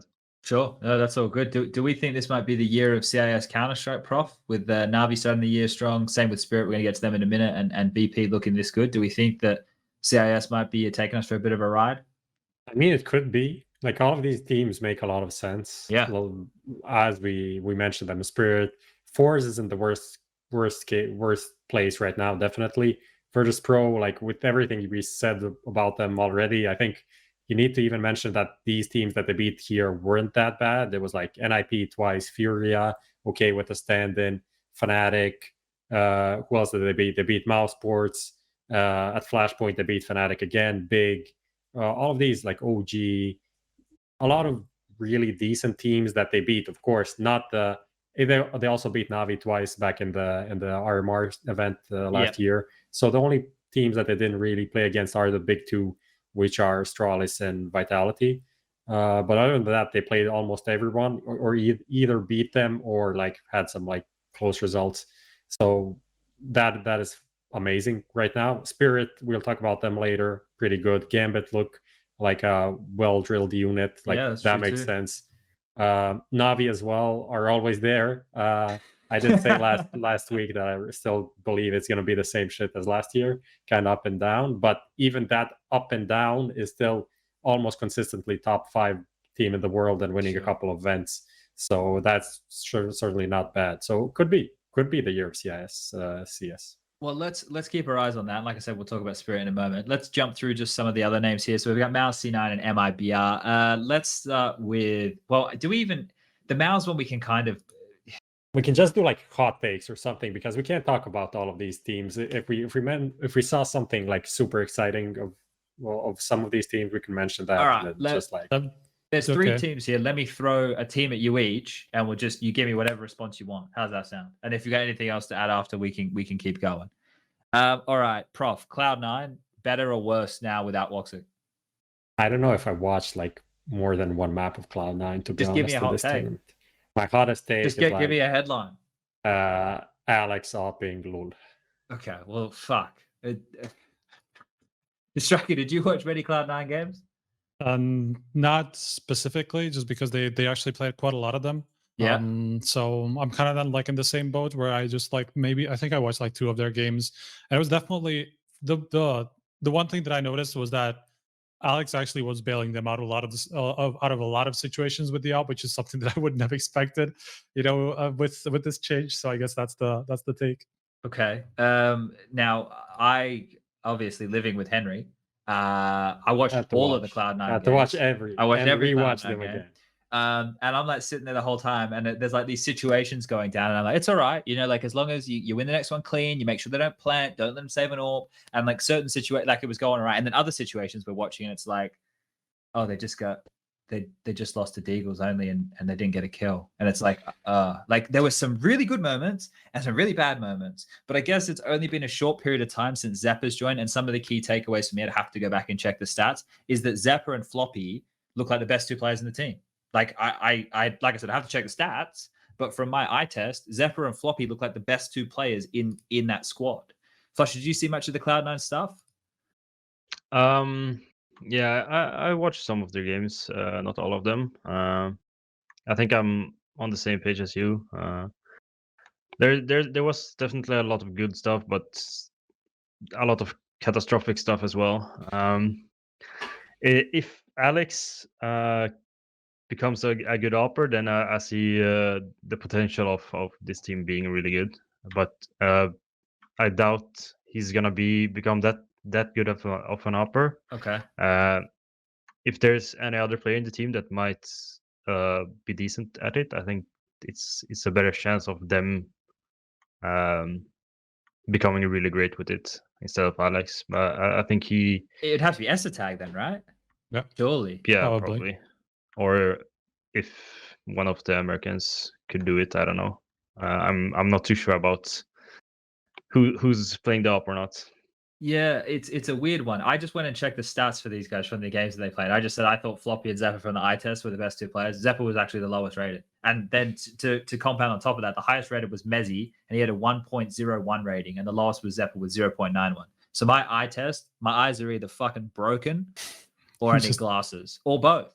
But like just from the moments I saw, like when things were going well, like entry frags or multi-kills or Floppy bailing them out of some situations, like those 2 felt like they were pretty crucial. Now, obviously, the stats don't tell that story. So, like I said, maybe I'm fucking blind. I don't know if we need to dig in too long here on this one. No. MIBR, Dan Oko reminds me of Glenn Coco. You go, Glenn Coco. We don't know. No idea, man. Mean Girls, the Mean Girls like movie in 2004. Just like SPUNJ references, no one understands. Bingo card, tick that one off. Let's go. Come on, boys. Surely, no, but MIBR was it was like they were better than I expected, to be honest. Like I didn't expect anything. They were kind of competitive in some of these games. Of course, didn't get far, but I was like okay, like from what I expect from them. But at the same time, this is MIBR. They're a blast team. They're gonna get fucking destroyed at blast. It's not gonna be great. So from that perspective, it sucks. But the team as the team, we kind of get what you signed, right? Sure. Yeah. What else do you say to that, right? Like this team with Phelps regionally, correct me if I'm wrong here, they were like undefeated, right? Like they were winning won everything. Like 7-8 events. So it's one of these situations where now they're playing against the best teams in the world. Yet like Yell had some moments, now they're practicing against. We don't know what this team's going to be able to offer. Like Boltz has had his moments in the sun before. I guess there's no reason he can't return. Whereas more like Yell, SHZ, those guys, they were always just kind of middling in the US, right? We never looked at them like they were a crazy threat. They're never a team that we thought was going to go super deep in tournaments. So is that kind of what you mean when you're saying, you get what you signed? Yeah, I mean, like if they could maybe nab one of these like godsend players, that would like one of these promising 3 players that they got. I think that would be the direction that they probably should have gone. But I don't know. Maybe they'll just have to wait and see, and until like someone pops up and becomes free to be picked up. At the same time, like the ex-MIBR team, by the way, so many people flamed me for saying that the Henny move is maybe the worst move any player made ever in CSGO. Yeah. They still don't have a team. They're not like half of these players are still contracted to their organizations. That is not going in a great direction, like the ex-MIBR lineup. So sure. Yeah. Okay. Let's just quickly. I'm going to quickly read through the summit names, and if any of them stick out to anybody, we'll mention them. Mousesports we haven't mentioned yet. Yeah, but do we even want to mention them? Because just one thing, like literally Carrion carried their asses the entire tournament, and Acor didn't have to do a thing to get to a top 4 placing. Man, he was just like so like not present. He was doing okay, I guess, most of the time, but it was just like nothing, special. And just Carrion was carrying. So. Everything was wrong. It was very strange to see Mousesports playing there. I feel like that must be like Kerrigan's best event in a really long time, surely. He was playing lights out. He was fucking owning. I didn't check like where he ended up after the. It was like 1.23, I think. Okay. Yeah. Which is like crazy for him. Like before the semifinal, he was like 1.34 rating. That's literally like simple ZywOo level event rating. Sure. For fucking Kerrigan, and playing against kind of good teams, not the worst teams in the world, right? It's not like he was playing a tier 4 event, so now he's farming. He's literally carrying everyone, and that made no sense. I think one thing to point out as well is I noticed that when we were doing the top 20 articles about Robs, like as the events went on, especially after Woxic stepped down from the team, Robs became a lot more like aggressive early round. Sure. Like his opening kills and opening deaths like almost doubled from before and earlier in the year, and that trend continued now. That is something to keep an eye out just for him and how his stats will be looking and how his impact is going to be in the game, because I feel like he'll maybe probably have higher impact but worse overall rating. Yeah. And then people will say, oh, now he's shit, but maybe he's just doing a different job in Mousesports now. So just quickly, Heroic had some worrying moments, still made top 4. OG, I think they were a little bit underwhelming. Dignitas, I don't think with those boys there, we kind of knew too much of what to expect with them in this field. I think it's maybe, they had some close games. I think FaZe, we know that they're changing roster and complexity. This is the last time, like, I think they can have shit results, right? Like, as long as they get Poison back, as long as things start trending that way, it should be good. Last one on Summit before we move on. flusha, NIP, coming 5th to 8th. This team here, obviously, it's been the nemesis of Fnatic and yourself for the longest time within the Swedish team. This current iteration, it's mainly young boys, right? Twistzz and Rez are the veterans of this team. You got Hampus, Nort, Plopsky. Just from you as a Swede, do you think this team has the potential to break in and be a consistent squad looking for trophies? Right now, they're at 18th. I think a lot of people last year coming out of the player break going into Cologne thought they were one of the hottest prospects, but they haven't lived up to it. What do you think? I don't really know what my opinion of them is. I don't see like who is doing what in that team. Like, is there any roles? Okay. When Knock is the upper, and then I don't know. What's going on. Sometimes. Yeah. And then sometimes he doesn't have it. Sometimes I don't think they could be consistent, because I don't know what's going on from the outside. Like, there's no player that you like expect to do something. Everyone's changing role all the time, and I just can't grasp what they're going for. Yeah, I think that like we've heard that in interviews before as well. And I remember in the early days when Nork joined the team, Striker, were we talking about the fact that we weren't certain who was going to be doing like primary AWPing and how that was all going to go? But it was also kind of like a philosophy of threat, where he was talking about how he wants to do roles based on maps and not on players at all. So that kind of fits with what flusha is saying, where they're changing a lot, and that is actually true. Yeah. Yeah, makes it hard for the consistency, right? If people are constantly chopping and changing. All right, let's keep it moving. We're going to move on to talking about DreamHack Open. And we'll just start off talking about Spirit, who are the eventual winners of the tournament. So if you guys missed it, they recently added degster and Patsy. And I actually did a spreadsheet for the first time in my life. Just to show like kind of how their 6-man roster stuff was going. I'm going to link that to you, Chad. Lucas. Wow, I actually did some work for once in my fucking life. Didn't just run my mouth like a toxic cunt.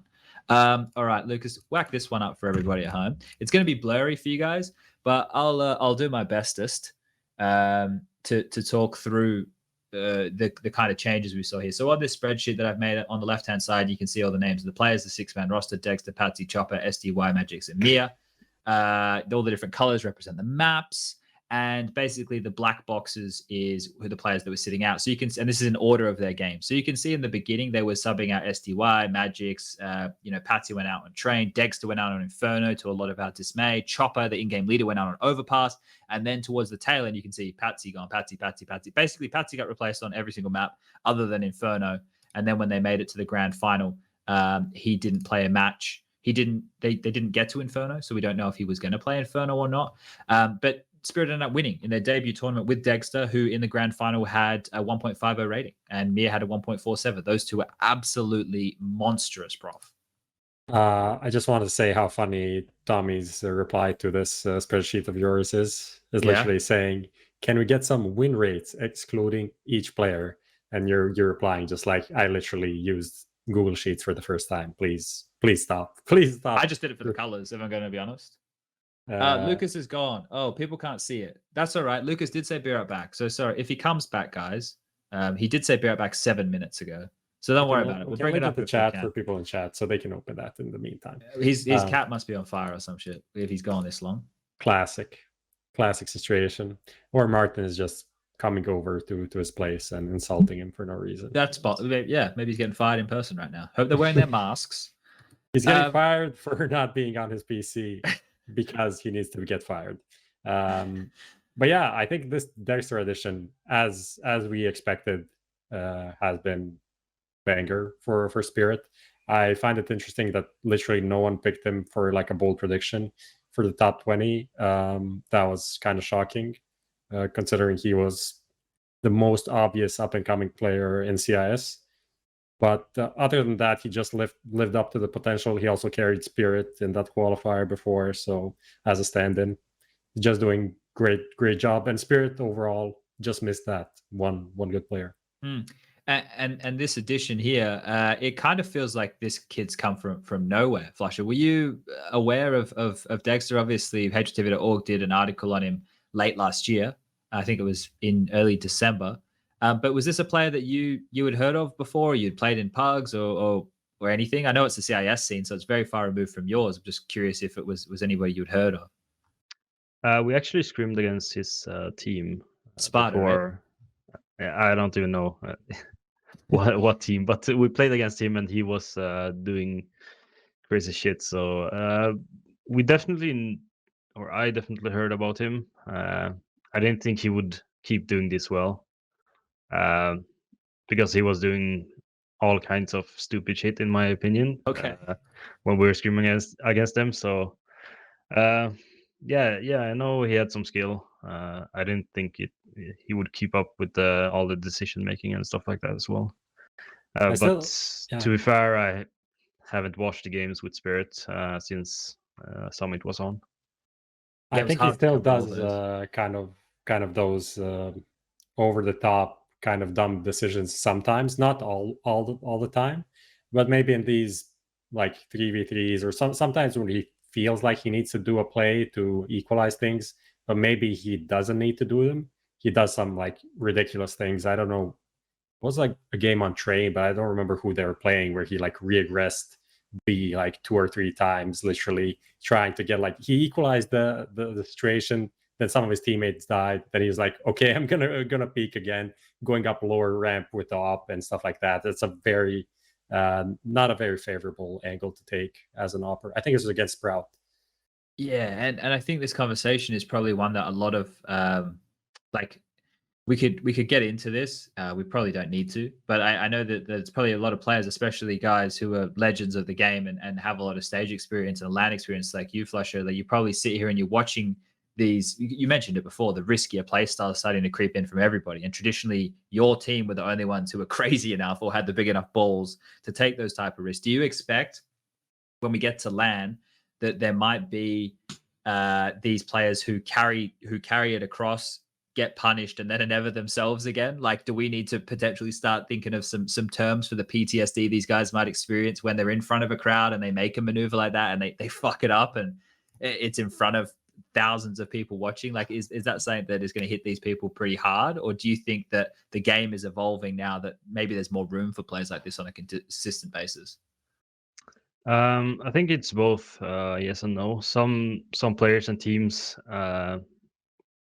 have actually played on a top level now during the online era for so long, and they might have realized like there's nothing special about playing against the top teams and the top players, that they might still do this stuff because they know it's the same game just on a stage with a lot of people watching. So but it's also some teams and players are gonna get nervous sitting on the stage, not being at home in their safe environment. Drinking their Coca-Cola. Teams, yeah, some teams are gonna drop off, and some teams are gonna do better than they did on LAN before. So you want to name some names for us? You want to put some people on the pinup board, and we'll keep our eyes on them. You don't have to. I'm just trying to bait you into controversial comments. Yeah, I can't really point out anyone right now. I don't really keep track of that. Okay, all right. Needs to be open for potential teams if they kick their in-game leader in the next 3 to 6 months. Well, it's one of two options here, flusha. Either we criticize, you pick someone and we criticize the fuck out of them, and then we get you to replace them, or you just play the nice guy card and we just like sit and wait and then we pounce. So I guess we're going for option 2. I mean, we can go for option 1. Just like we can just sell this to flusha, like literally dabs. SPUNJ always talks shit about him, even after we get him on the show.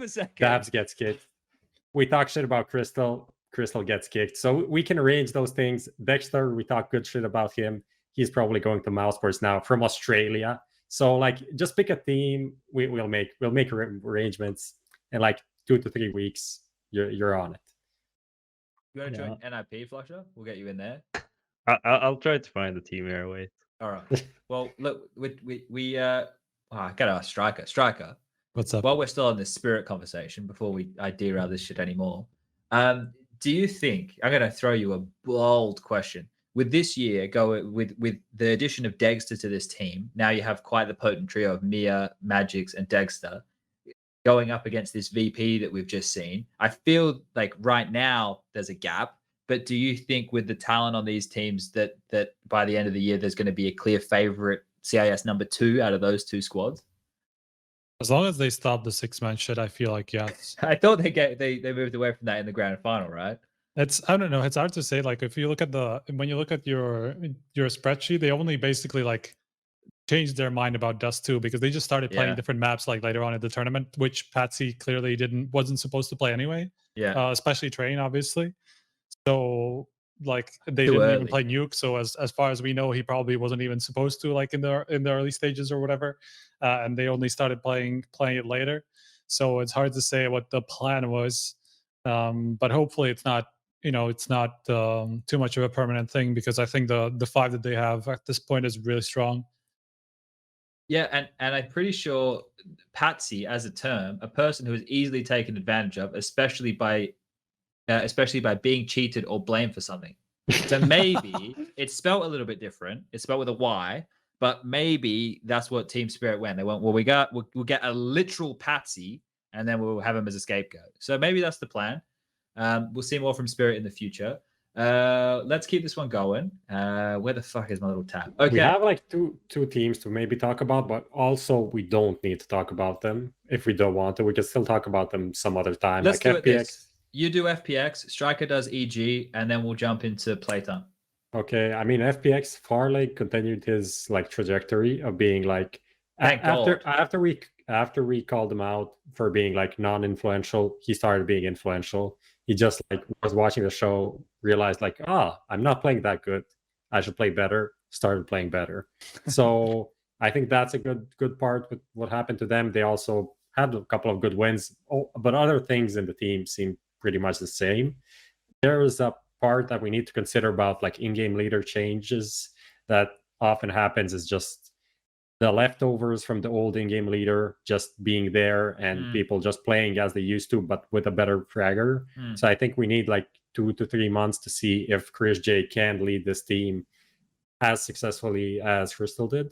So yeah, that's my point. We need to see how this will happen after the honeymoon period with a new in-game leader. Okay, Striker, give me your synopsis of EG's horrible performance. I mean, DreamHack was obviously kind of a low, but even like if you go back a couple of months, like they just had. It's been a long time since they have had a good result, because when they left NA, there was that like Beijing result where they didn't even fuck around. Where they lost to, who was it was it Triumph? It was either Triumph or Chaos. It was one Chaos. of the two. And I feel like there was another event where they lost to the other as well, just before that or something like that. Maybe I'm just mixing two teams together at this point. It's possible, but I don't think so. It was Triumph New York, and I think Chaos it was in the final. So there was two upsets. Liquid and EG lost. Both shat the bed. Yeah. There you go. And just it's just been quite a long time since we saw anything good out of them. I thought that they were like on a good path when they won those 3 tournaments in North America.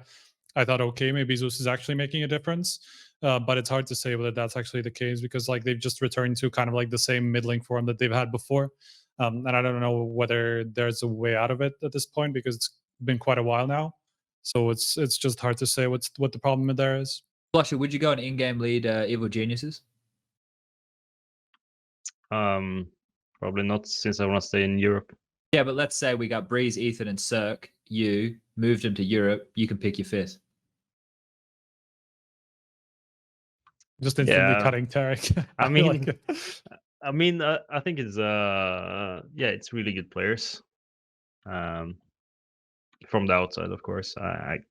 I'm mainly what I know, what people I have to deal with before. Okay. Before playing with them, you know. You want to get in with those personalities. All right. Well, we've got him interested. All right, Lucas, let's get to this bloody playtime and let's unleash the questions on flusha.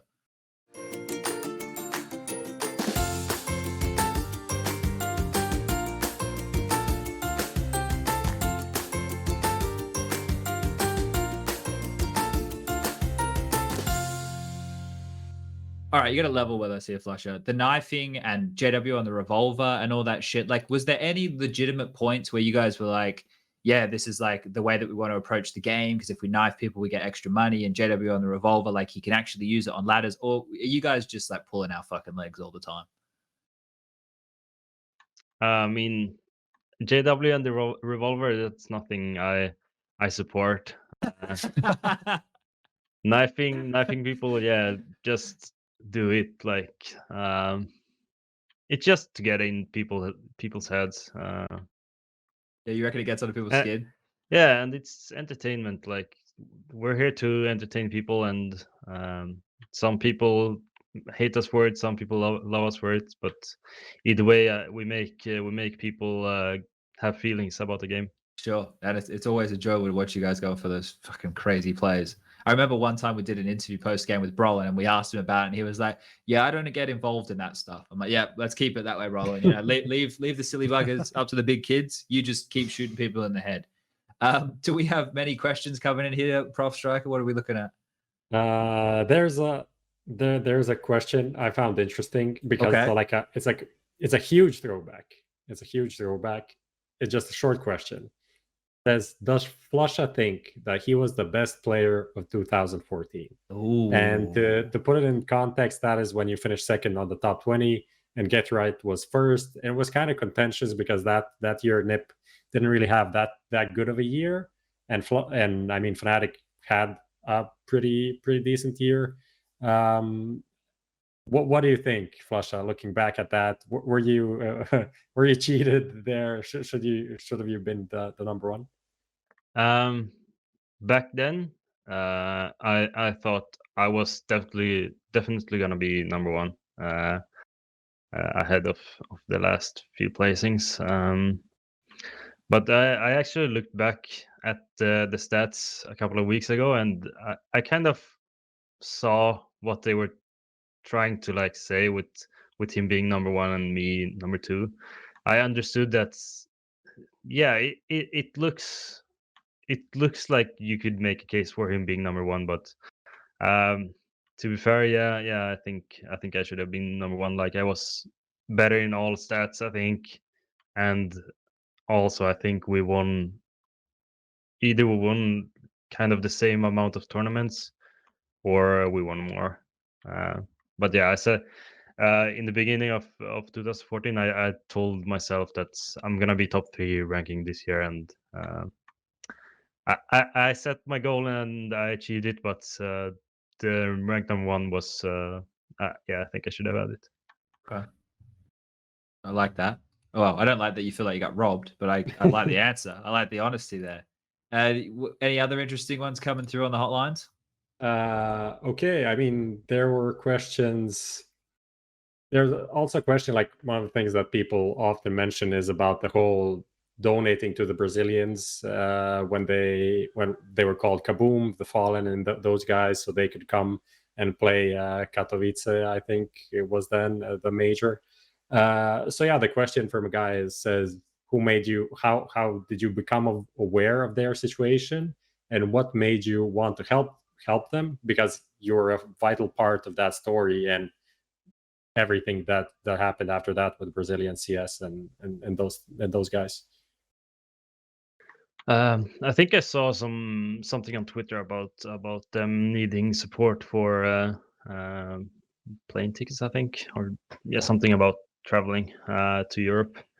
And basically, we were in a good place at that time. Like we were winning everything we went to. Even we just won Pantamera Challenge, I think. Yeah. Some day before. And before going to that tournament, we were just fucking around. We didn't practice for like 2-3 weeks, and we go into there in there. We win that, and I felt like we didn't really deserve the win because we didn't fight for it. And yeah, I saw they needed help. It was just a small part of what we won in Pantamera, but yeah, I just decided like yeah, I can help these guys, giving them what I didn't deserve. Wow. Did you ever think, looking back later when they become the best team in the world, were you ever like, why the fuck did I do that? No, I was just happy for them. I mean, just helping some people achieve their dream it's always nice. Yeah, that's a feel good story right there. There's one here, Prof. I was from Vlad. Yeah. Because you've had a couple of little jaunts in Fnatic now, flusha. You've obviously gone, come back. Vlad asks, do you see yourself returning to Fnatic at some point? He's put here finishing your career there. We don't have to keep that part in. Do you see yourself like? Is there ever? If there's ever a chance you might reunite with JW down the track again? You know, the old boys reunion, or you think your paths might be separate from here on out? No, I think definitely we could play again. I said after the last time I left them that I was probably never gonna play with them again. But yeah, we saw what happened after that. I think me, JW, and the Crims is always gonna have that that trio of we have that bond. Like we have so much fun. It's hard to keep us away from each other, I think. So we'll see in the future. I don't mind this one from Speed here either. I wanna kind of reframe it a little bit. So obviously over the course of CS:GO, right, we have a bunch of legendary teams. Obviously we have the NIP 87-0. We have I guess the Fnatic that you're a part of. Obviously you won the first major, and then you guys went on to win 2 more. And they're obviously slightly different rosters. We have obviously the Brazilians in their patch when they were Luminosity and then went to SK. More recently, we have Astralis. I think we maybe do the cutoff there. I don't know if I'm missing any of the others, but I think those to me stand out as some of the teams who either had like the most impressive stretches of time or the ones that stick out the most to me in my mind of Counter-Strike. Who do you feel out of like all of those? Because the consensus is that it's Astralis, the greatest team to ever do it. And I think, the four majors kind of is the stat line to back that up. But who do you look at, and you're slightly biased here, but what do you look at as the most dominant or the best, or, in Counter-Strike so far, who are you tipping your hat at as who's done it the best, the longest, like the most influential, maybe? I would probably say Astralis is... they've had the best era.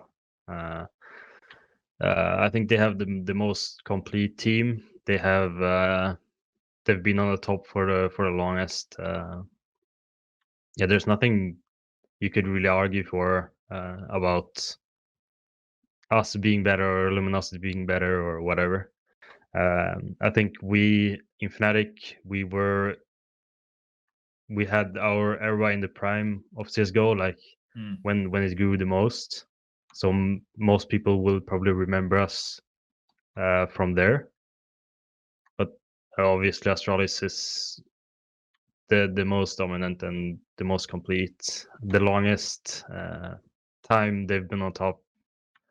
All of that, and I think Luminosity doesn't even come close to either us or Astralis. Yeah, I think that's probably a fair statement right there. It's much different streaks and periods of time as well.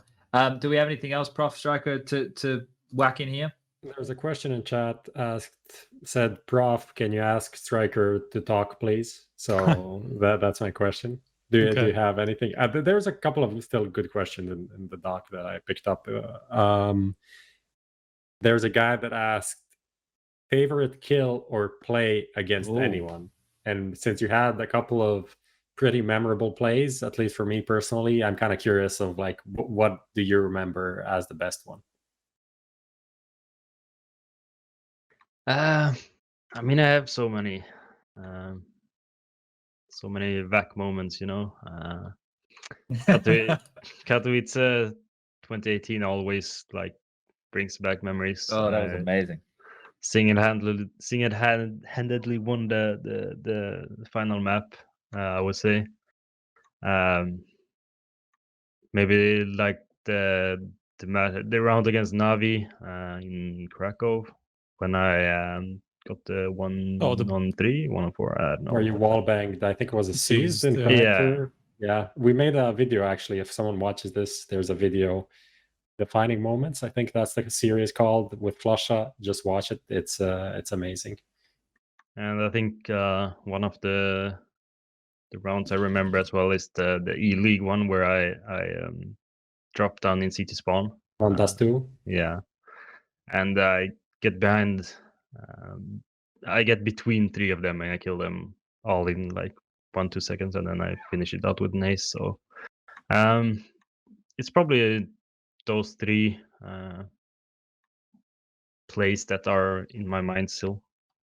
Okay. All right. Okay. Cool. Are we calling it, Prof? I think we're calling it. Like, my last question is, what is the trophy there behind you? I don't know if people can see that. Is that the Katowice one? That's the 2018 Katowice one. Did you all get like one? Like, is there like replica ones they sent, or that's the one?